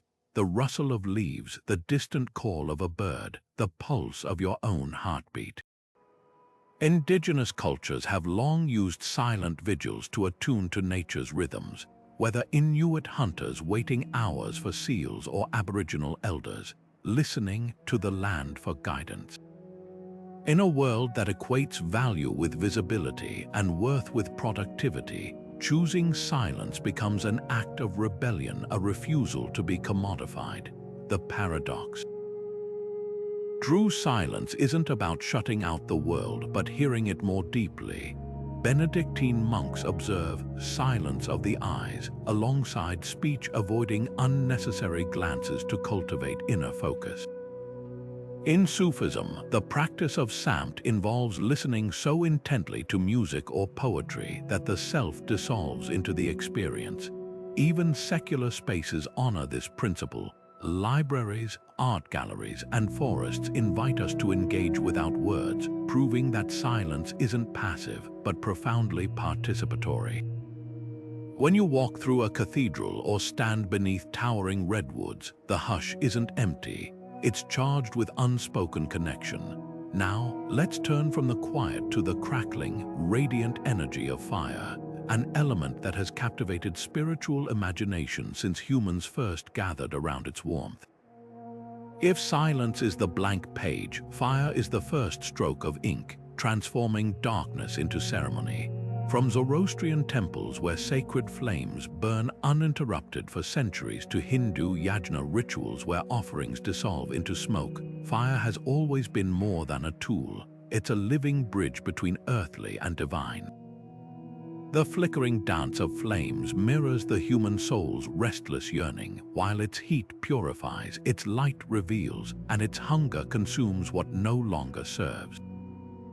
In every culture that faced the terror and beauty of wildfires, fire became both destroyer and renewer, a force to be revered rather than merely used.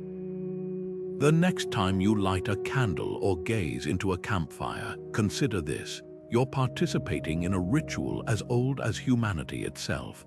The same awe that inspired Paleolithic shamans to carry embers from cave to cave now draws us to bonfires on beaches and fireplaces in winter. Whether in the solemnity of a vigil or the joy of a solstice celebration, fire remains one of spirituality's most universal languages, a reminder that some truths can't be spoken, only witnessed in the rising of flames against the dark. Fire has always been more than just warmth or light. It's a living metaphor for the human spirit's ability to transform.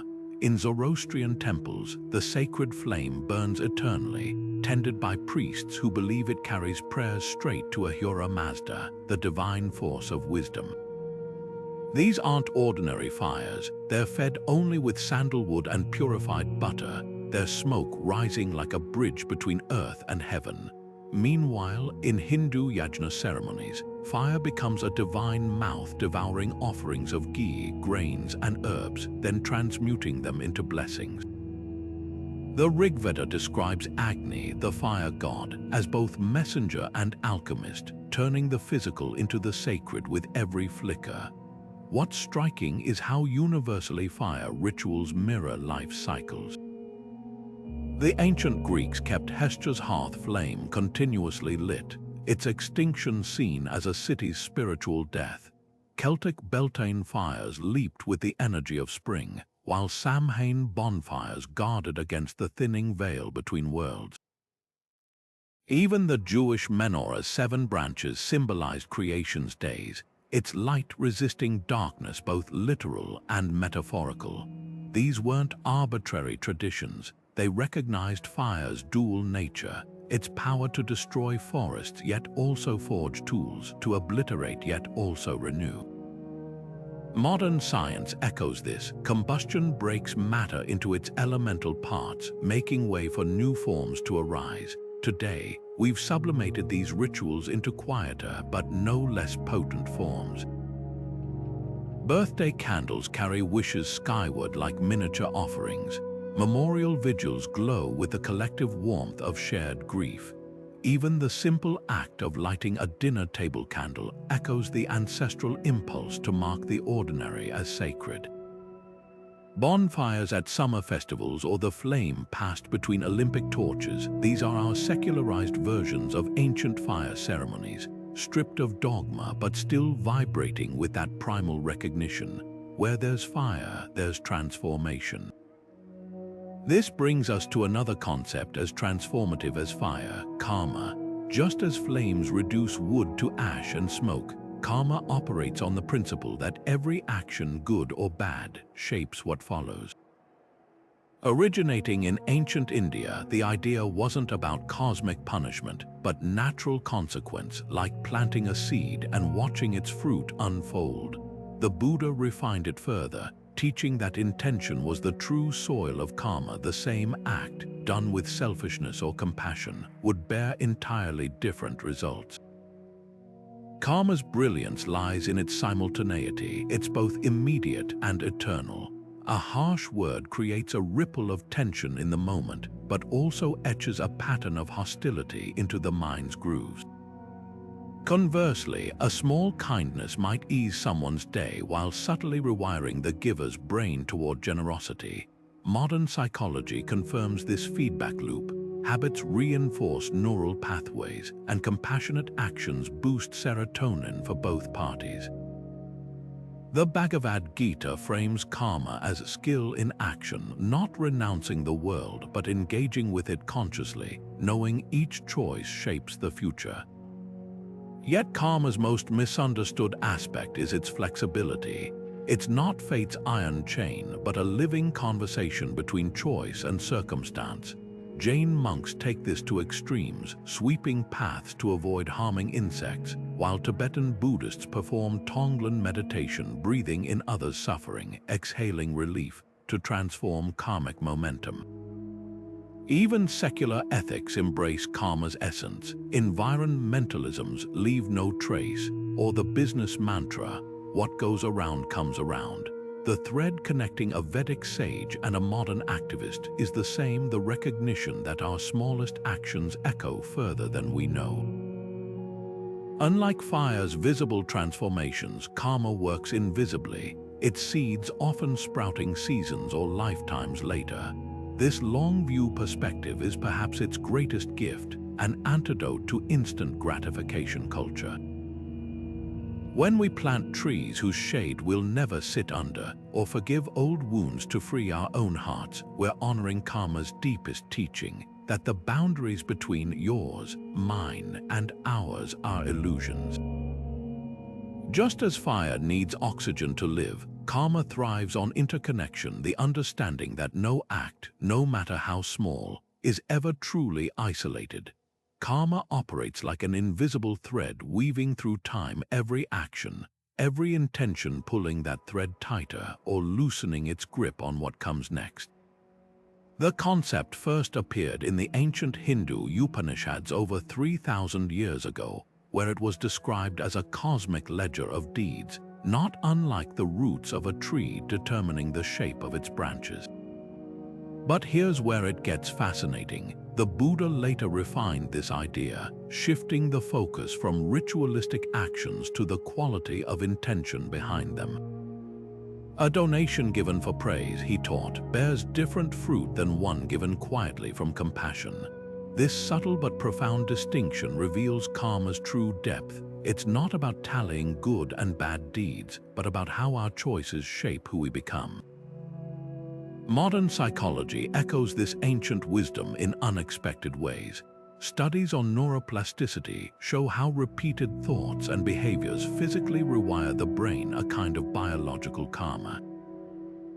Complain constantly, and your brain strengthens neural pathways for negativity. Practice gratitude, and you literally build circuits for joy. Even the placebo effect hints at karma's mechanism. belief in a positive outcome can trigger real physiological changes. But karma's real power lies in its long game. Like compound interest, small acts of patience or cruelty accumulate over lifetimes in Hindu and Buddhist traditions.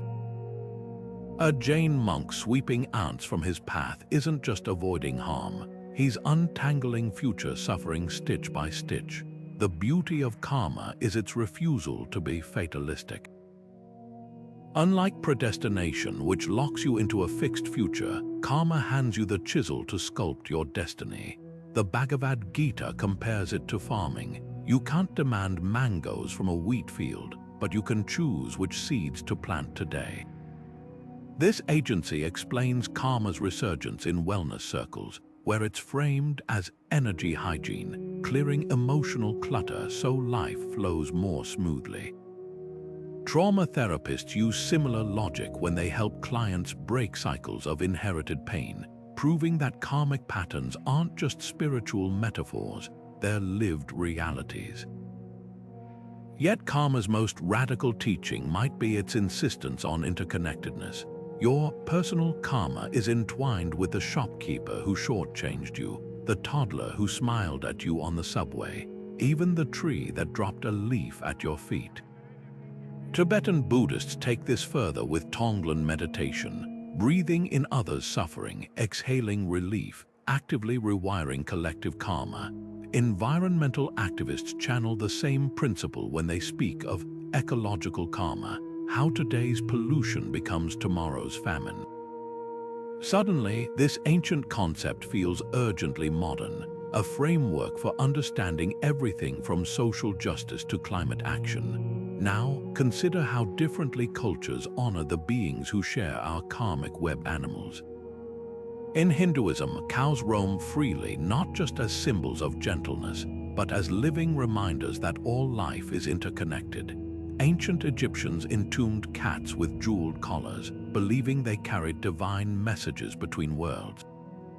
The Haida people of the Pacific Northwest carve ravens into totem poles as trickster teachers, while Celtic myths portray salmon as keepers of sacred wisdom. These weren't just myths, they were maps of reciprocity, acknowledging that humans aren't the only actors in the cosmic drama of cause and effect. Sacred animals embody karma's most humbling lesson, that we're threads in a vast web, not the weavers. A Hindu farmer saving his rice harvest for a stray dog isn't just performing charity, he's honoring a chain of giving that stretches back countless lifetimes. When a Buddhist releases captive birds in a merit-making ritual, she's not just accumulating good karma, as she's practicing the radical empathy that dissolves the illusion of separation. Even secular conservation efforts carry this spirit, recognizing that the fate of bees and glaciers is inextricably tied to our own. From temple elephants to backyard bird feeders, our treatment of animals remains one of karma's clearest mirrors, reflecting back whether we see the world as a hierarchy to dominate or a community to cherish. Sacred animals have always moved through human spirituality like shadows and light, both earthly companions and messengers from realms beyond. In ancient Egypt, cats weren't just pest controllers, they were living incarnations of Bastet, the goddess of protection and joy.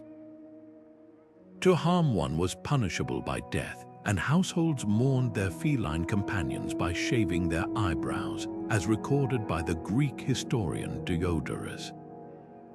Meanwhile, along the Nile's banks, ibises waded into the afterlife as Thoth scribes, their curved beaks echoing the crescent moon of wisdom. These weren't arbitrary associations. Egyptians observed how cats moved between day and night with uncanny grace, how ibises appeared at the Nile's annual flooding. Their behaviors became divine hieroglyphs, translating nature's patterns into sacred language. Half a world away in India, cows ambled into the heart of Hinduism as symbols of non-violence and abundance. Their gentle eyes and life-sustaining milk made them walking embodiments of Dharma, the cosmic order. Even their dung, used as fuel and purification agent, carried echoes of sacred reciprocity. But here's what's often missed. This reverence wasn't blind worship. The Vedas describe cows as agnya, not to be killed, reflecting an early understanding of ecological balance. When a farmer today bows to a stray cow blocking traffic, he's participating in a 5,000-year-old conversation about humanity's debt to the natural world. The thread connecting these traditions is the recognition that animals aren't just pets or pests, they're teachers. Native American tribes saw wolves as models of loyalty and intuition, their howls carrying prayers to the spirit world. Celtic myths portrayed stags as guides between realms, their antlers branching like portals to other dimensions. Even the biblical dove returning to Noah's Ark with an olive branch became universal shorthand for hope. These stories weren't mere folklore. They encoded observations about animal intelligence and interdependence that modern science now validates. Studies show elephants mourn their dead, crows solve complex puzzles, and octopuses dream revelations that make ancient animal veneration feel less like superstition and more like prescient respect. Today, this bond survives in subtler but no less profound ways. Therapy dogs in hospitals don't just comfort patients, they channel the same healing presence temple monkeys offered to the sick in ancient India. The eagle on a presidential seal or the lion in corporate logos still draws on millennia of symbolic power. Even viral videos of deer bowing to monks or cats, meditating in Zen gardens tap into that primal awe, the sense that animals understand something we've forgotten. Which brings us to gratitude, perhaps the simplest yet most transformative spiritual practice that endures across time. If sacred animals remind us of our place in the web of life, gratitude is how we honor those connections. The Roman philosopher Cicero called it not just the greatest virtue but the parent of all others. Buddhist monks begin mornings by thanking the earth for its support, while Hawaiian traditions teach mahalo, a word that means both thank you and recognizes the divine spark in what's being appreciated. This isn't politeness, it's alchemy. Neuroscience reveals that regular gratitude practice rewires the brain's negativity bias, while ancient Ayurvedic texts linked thankfulness to physical health centuries before studies confirmed it lowers inflammation. The magic lies in gratitude's dual nature. It's both a feeling and a ritual. Japanese tea ceremonies turn the act of receiving a bowl of matcha into a choreography of appreciation. Jewish traditions mandate 100 daily blessings, from thanking God for opening one's eyes to the wonder of functioning bowels. Even secular gratitude journals operate on the same principle: what we attend to grows. When a nurse writes 3 good things at the end of a grueling shift, or a child lists what made them happy before bed, they're continuing a lineage that stretches back to harvest festivals and solstice feasts, the human impulse to pause and say, "This mattered." Gratitude's greatest power might be its ability to reveal abundance where we once saw lack. The Stoics practiced negative visualization, imagining losing what they loved to reignite appreciation. Sufi poets like Rumi spun entire verses from the single thread of thankfulness for breath. Modern research shows that gratitude doesn't require prosperity, it creates it, transforming how we experience what we already have. Whether through a whispered grace before meals or the Tibetan Buddhist practice of offering imaginary feasts to the universe, these rituals share a radical truth. Happiness isn't about having more, it's about seeing more deeply into what's already here. From the sacred cows of Varanasi to the notepad by your bed, the thread is unbroken, the understanding that reverence, whether for creatures or daily blessings, isn't quaint tradition. It's the key to living awake in a world that's always whispering its wonders, for those with eyes to see and hearts to thank. Gratitude might seem like a simple thank you, but across cultures and centuries, it's been revered as something far more profound, a spiritual technology for transforming perception. Native American tribes held Thanksgiving ceremonies not just after harvests, but before hunts, acknowledging the deer or bison who would give their lives. The Haudenosaunee Thanksgiving address greets every element of creation, from the waters that quench thirst to the winds that carry seeds, recognizing interdependence as the fabric of existence.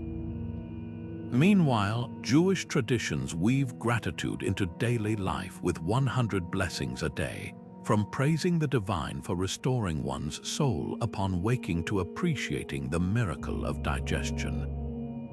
These practices weren't about politeness, they were acts of sacred attention, training the mind to spot gifts where others saw only routine. Modern science now reveals why these traditions endured. Neuroscientists have found that regular gratitude practice reduces activity in the amygdala, the brain's fear center, while boosting serotonin production, a natural antidepressant. Studies at UC Berkeley showed that participants who kept gratitude journals for just 3 weeks reported better sleep, lower blood pressure, and stronger relationships. But here's the twist: the benefits weren't from ignoring life's struggles. Like the Stoics who practiced negative visualization, imagining losing loved ones to renew appreciation, effective gratitude thrives on contrast. It's not about denying pain, but widening the lens to include both thorns and blossoms. Today's applications range from clinical to corporate. Therapists use 3 good things exercises to help trauma survivors rewire negative thought patterns, while companies like Google incorporate gratitude circles to combat workplace stress. Even digital culture has adapted. Apps like Day One prompt nightly reflections, and social media challenges like #100 Days of Gratitude turn ancient wisdom into viral trends. The most powerful modern iterations, though, often echo ancestral roots. Indigenous-inspired gratitude walks, where participants silently thank each tree or rock they pass, blend mindfulness with ecological reverence. Meanwhile, the Japanese practice of arigatai, finding gratitude in difficulties, mirrors Buddhist teachings that obstacles are hidden teachers. What makes gratitude universal isn't its simplicity, but its adaptability. A child's sticky note, "Thanks for making my lunch," holds the same essence as a Sufi poet's ode to the divine. Whether scrawled in a bullet journal or whispered over morning tea, it remains the simplest alchemy, turning what we have into enough and ordinary moments into communion. Now, let the strings of a sitar or the deep hum of a Tibetan singing bowl transport us to gratitude's sister practice, sacred music. Just as thankfulness tunes the heart, music has always been humanity's tool for tuning the soul. From Gregorian chants designed to resonate cathedral walls to West African drum circles that sync entire villages into one heartbeat, sound shapes consciousness as deliberately as any prayer. The Hindu concept of Nada Brahma, the universe as vibration, captures this perfectly. Ancient rishis heard cosmic harmonies in the rustling of leaves and the rhythm of breath, composing ragas to mirror dawn's first light or monsoon's quenching downpour. These weren't songs, they were sonic maps to transcendence. Modern science deciphers why these sounds stir something primal. Binaural beats, created by playing slightly different frequencies in each ear, induce meditative states by synchronizing brainwaves. Studies show group singing releases oxytocin, fostering trust and connection, perhaps why every culture from Inuit throat singers to Welsh choirs used music to bind communities. Even hospitals now harness this power, playing harp music in ICUs to stabilize premature babies' heart rates. The link between sacred music and healing isn't metaphorical, it's biological.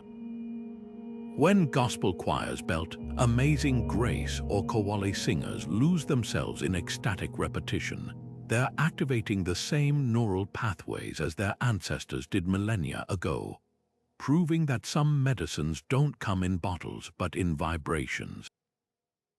Sacred music has always been more than just sound. It's a bridge between worlds, a way for the human voice to touch the ineffable. Picture a medieval monastery at dawn, where monks gather in the dim light, their Gregorian chants rising and falling in unison. These aren't just songs, they're sonic architecture designed to fill vaulted cathedrals with vibrations that lift the soul. The Latin lyrics might be unintelligible to most, but the melodies bypass the intellect entirely, resonating in the body like a tuning fork for the spirit. Halfway across the globe, Sufi Qawwali singers lose themselves in ecstatic repetition, their voices climbing higher and faster until the boundaries between singer, listener, and the divine blur into one. The rhythm of the tabla drums mirrors the heartbeat, while the harmonium's drone becomes a sonic representation of eternity. What unites these traditions is their understanding of music as a vessel for transcendence. Tibetan singing bowls forged from sacred metals produce tones that seem to hover in the air, their vibrations reverberating through bone and tissue. Ancient texts describe these sounds as Nada Brahma, the universe as vibration, a concept modern physics echoes with its discovery of quantum frequencies.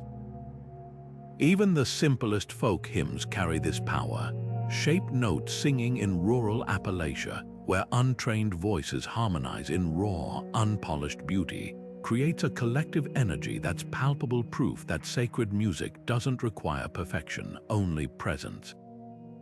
Modern adaptations keep this legacy alive in unexpected ways. Gospel choirs infuse centuries-old spirituals with jazz and blues, turning Sunday services into celebrations where joy and sorrow mingle. Ambient composers like Brian Eno craft soundscapes designed to induce meditative states, using synthesizers instead of sitters to achieve the same timeless effect. Even the repetitive beats of electronic dance music, when experienced in a crowd, can trigger the same communal euphoria as a Sufi dhikr ceremony. The tools have changed, but the goal remains, to use rhythm and melody as keys to unlock states of unity and awe. This brings us to alchemy, another ancient practice that sought transformation, not through sound, but through the marriage of matter and spirit. Just as sacred music turns vibration into revelation, alchemists work to turn base metals into gold, not merely as a financial pursuit, but as a metaphor for the soul's journey toward enlightenment. Their cryptic texts, filled with symbols of serpents and suns, weren't just recipes, they were maps of inner awakening. The crucible and the choir loft might seem worlds apart, but both share a common purpose: to reveal the extraordinary hidden within the ordinary.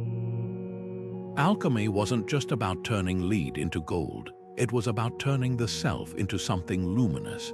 Picture an Egyptian temple in Alexandria, where early alchemists toiled over their furnaces, carefully recording each experiment in cryptic symbols.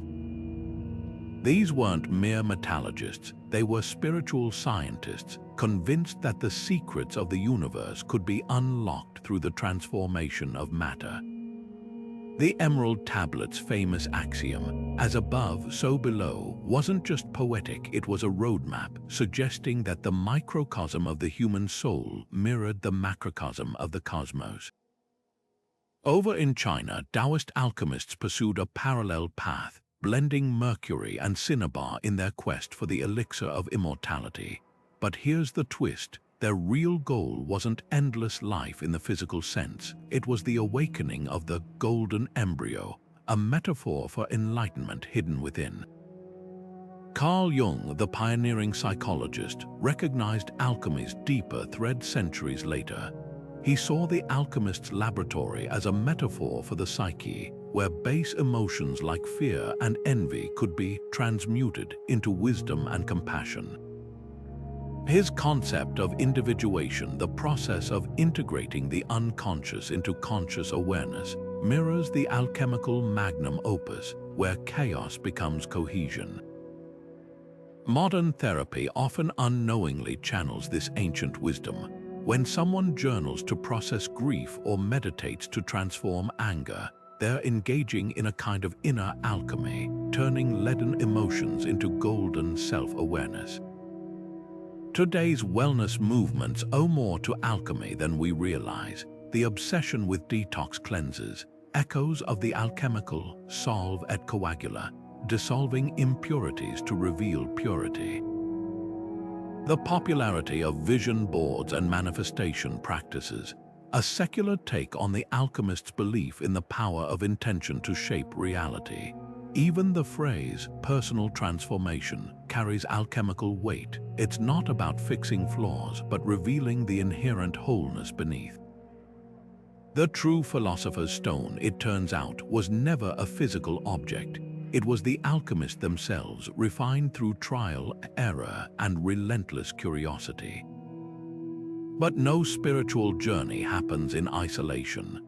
Just as alchemists often worked in secretive guilds, sharing coded manuscripts and guarded techniques, humans have always sought enlightenment in community.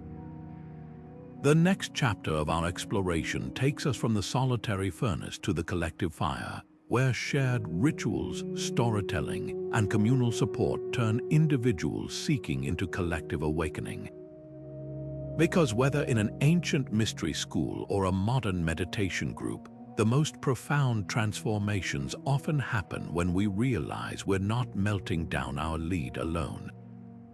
Community has always been the hidden heartbeat of spiritual practice, the shared fire around which individual seekers gather to become something greater.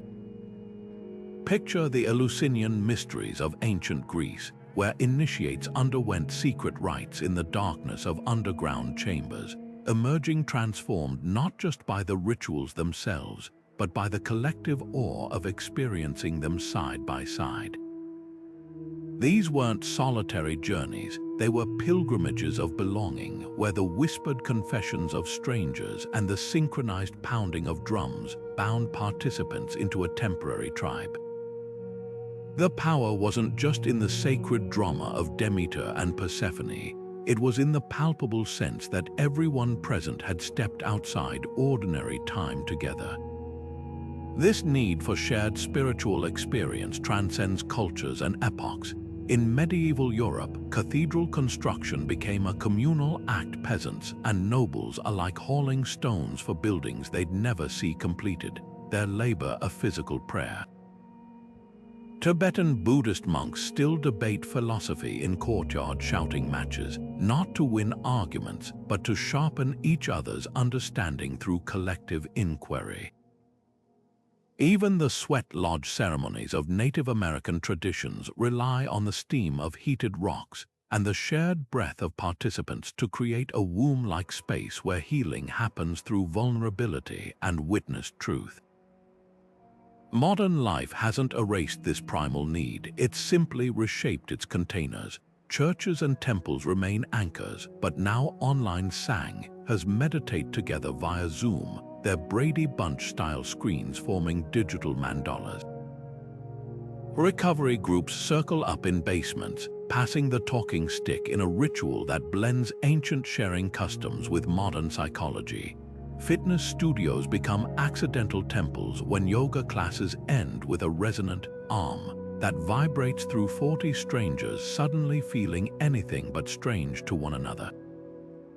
The medium changes, but the miracle remains. When humans gather with intention, ordinary spaces become sacred through the alchemy of presence. What makes communal practice so transformative isn't just the energy of togetherness, it's the accountability and amplification it provides. A monk rising for 4 a.m. prayers might waver alone, but knowing his brothers are also rolling up their sleeping mats steels his resolve. A secular meditation app achieves this digitally when users see 12,000 people are meditating with you right now. This mirroring effect explains why spiritual movements from Sufi dervish circles to Quaker meetings have always emphasized gathering. The divine may speak in whispers, but it's in community that those whispers become a chorus loud enough to drown out doubt. Yet here's the beautiful paradox. These groups only work when they honor both connection and individuality. The healthiest spiritual communities act like forests rooted together but reaching upward in unique directions. A thriving church might host both social justice activists and contemplative chant circles under one roof. Buddhist centers offer silent retreats for hermits in training and family-friendly mindfulness workshops on alternating weekends.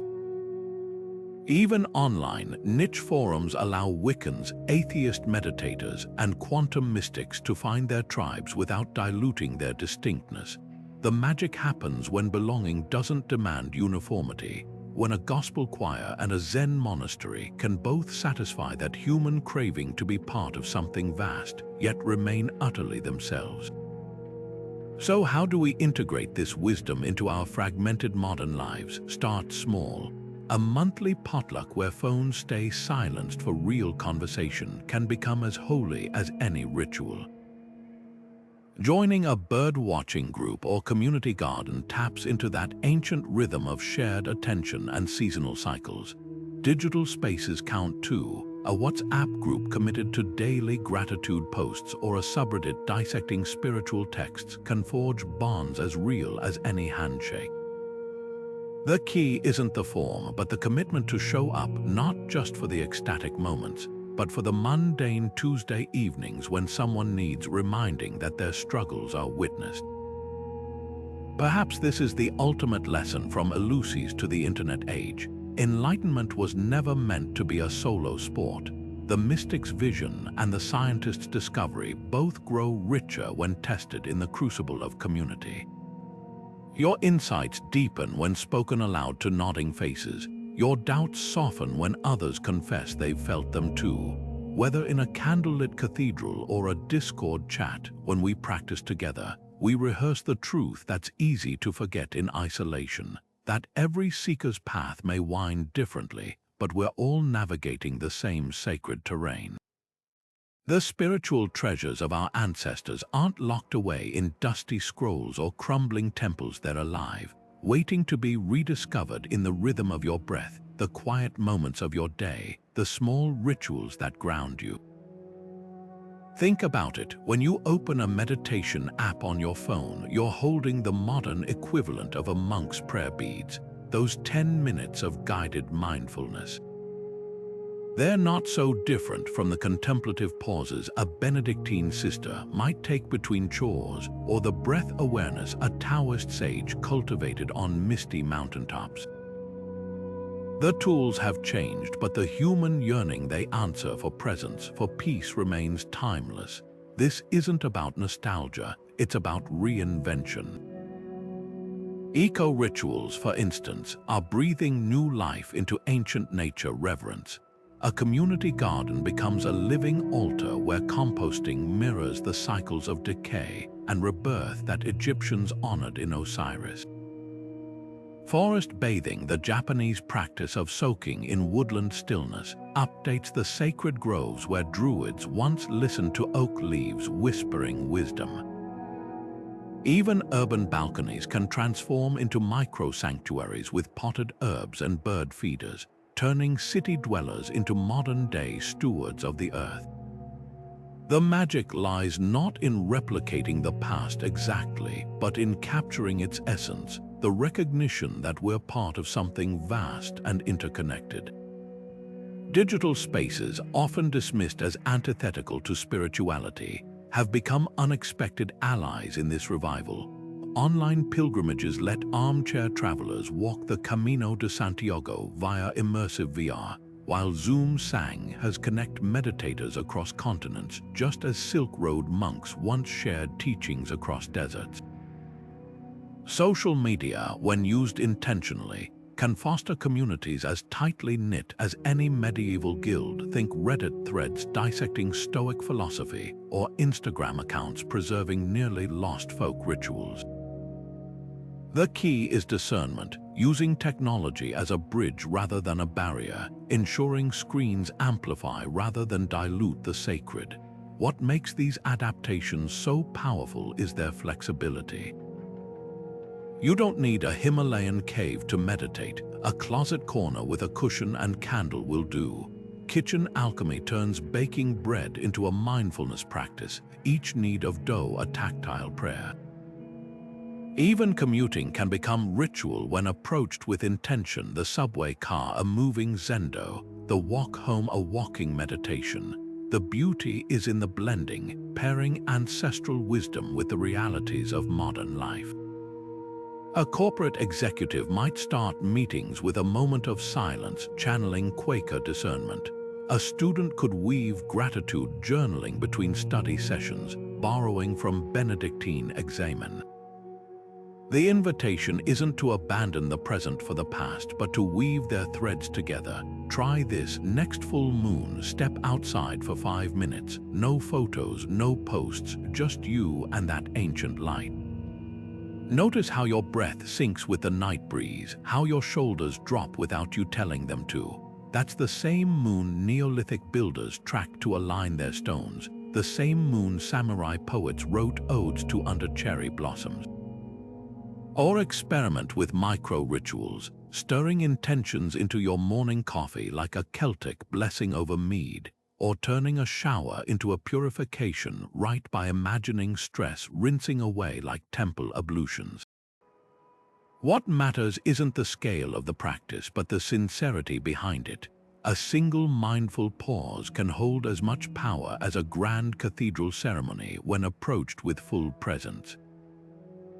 The mystic Rumi wrote, "There are hundreds of ways to kneel and kiss the ground.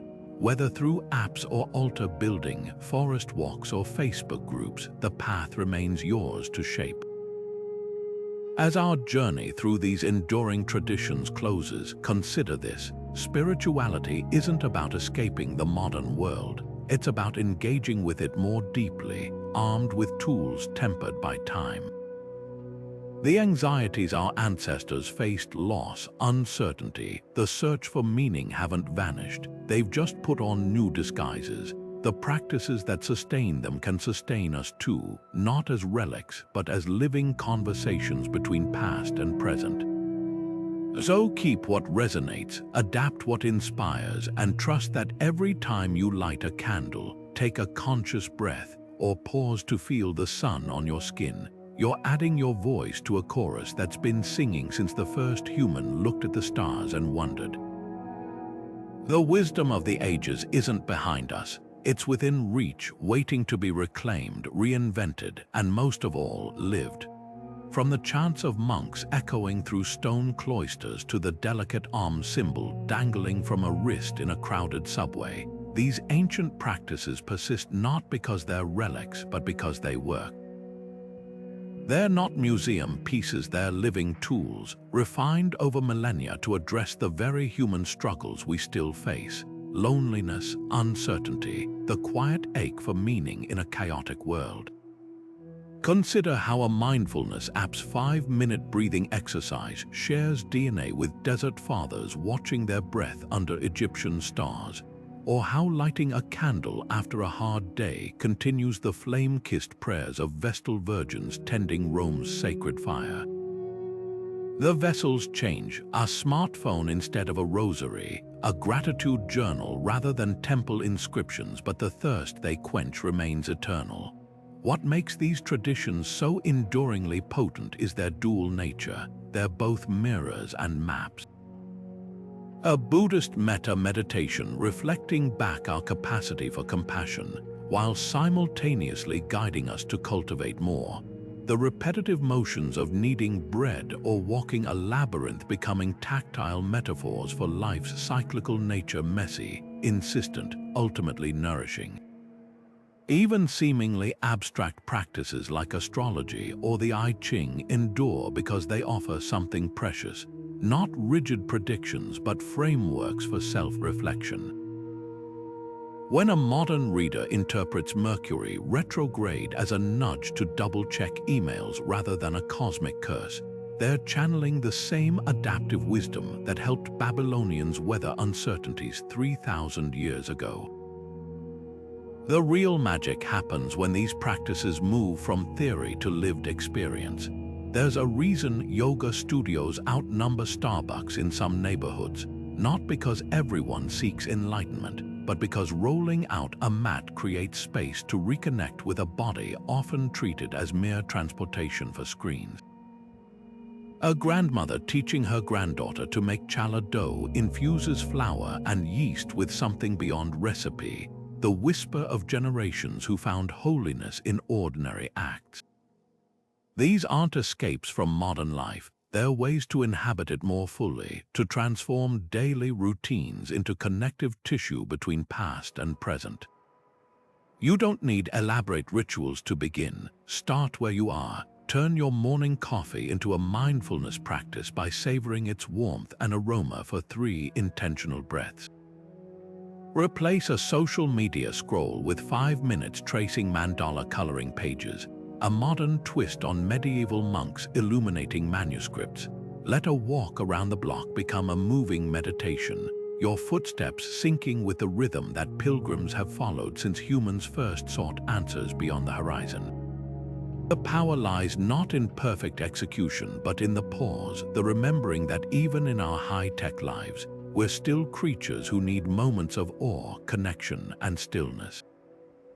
As our journey through these timeless practices closes, consider what resonates most deeply with you.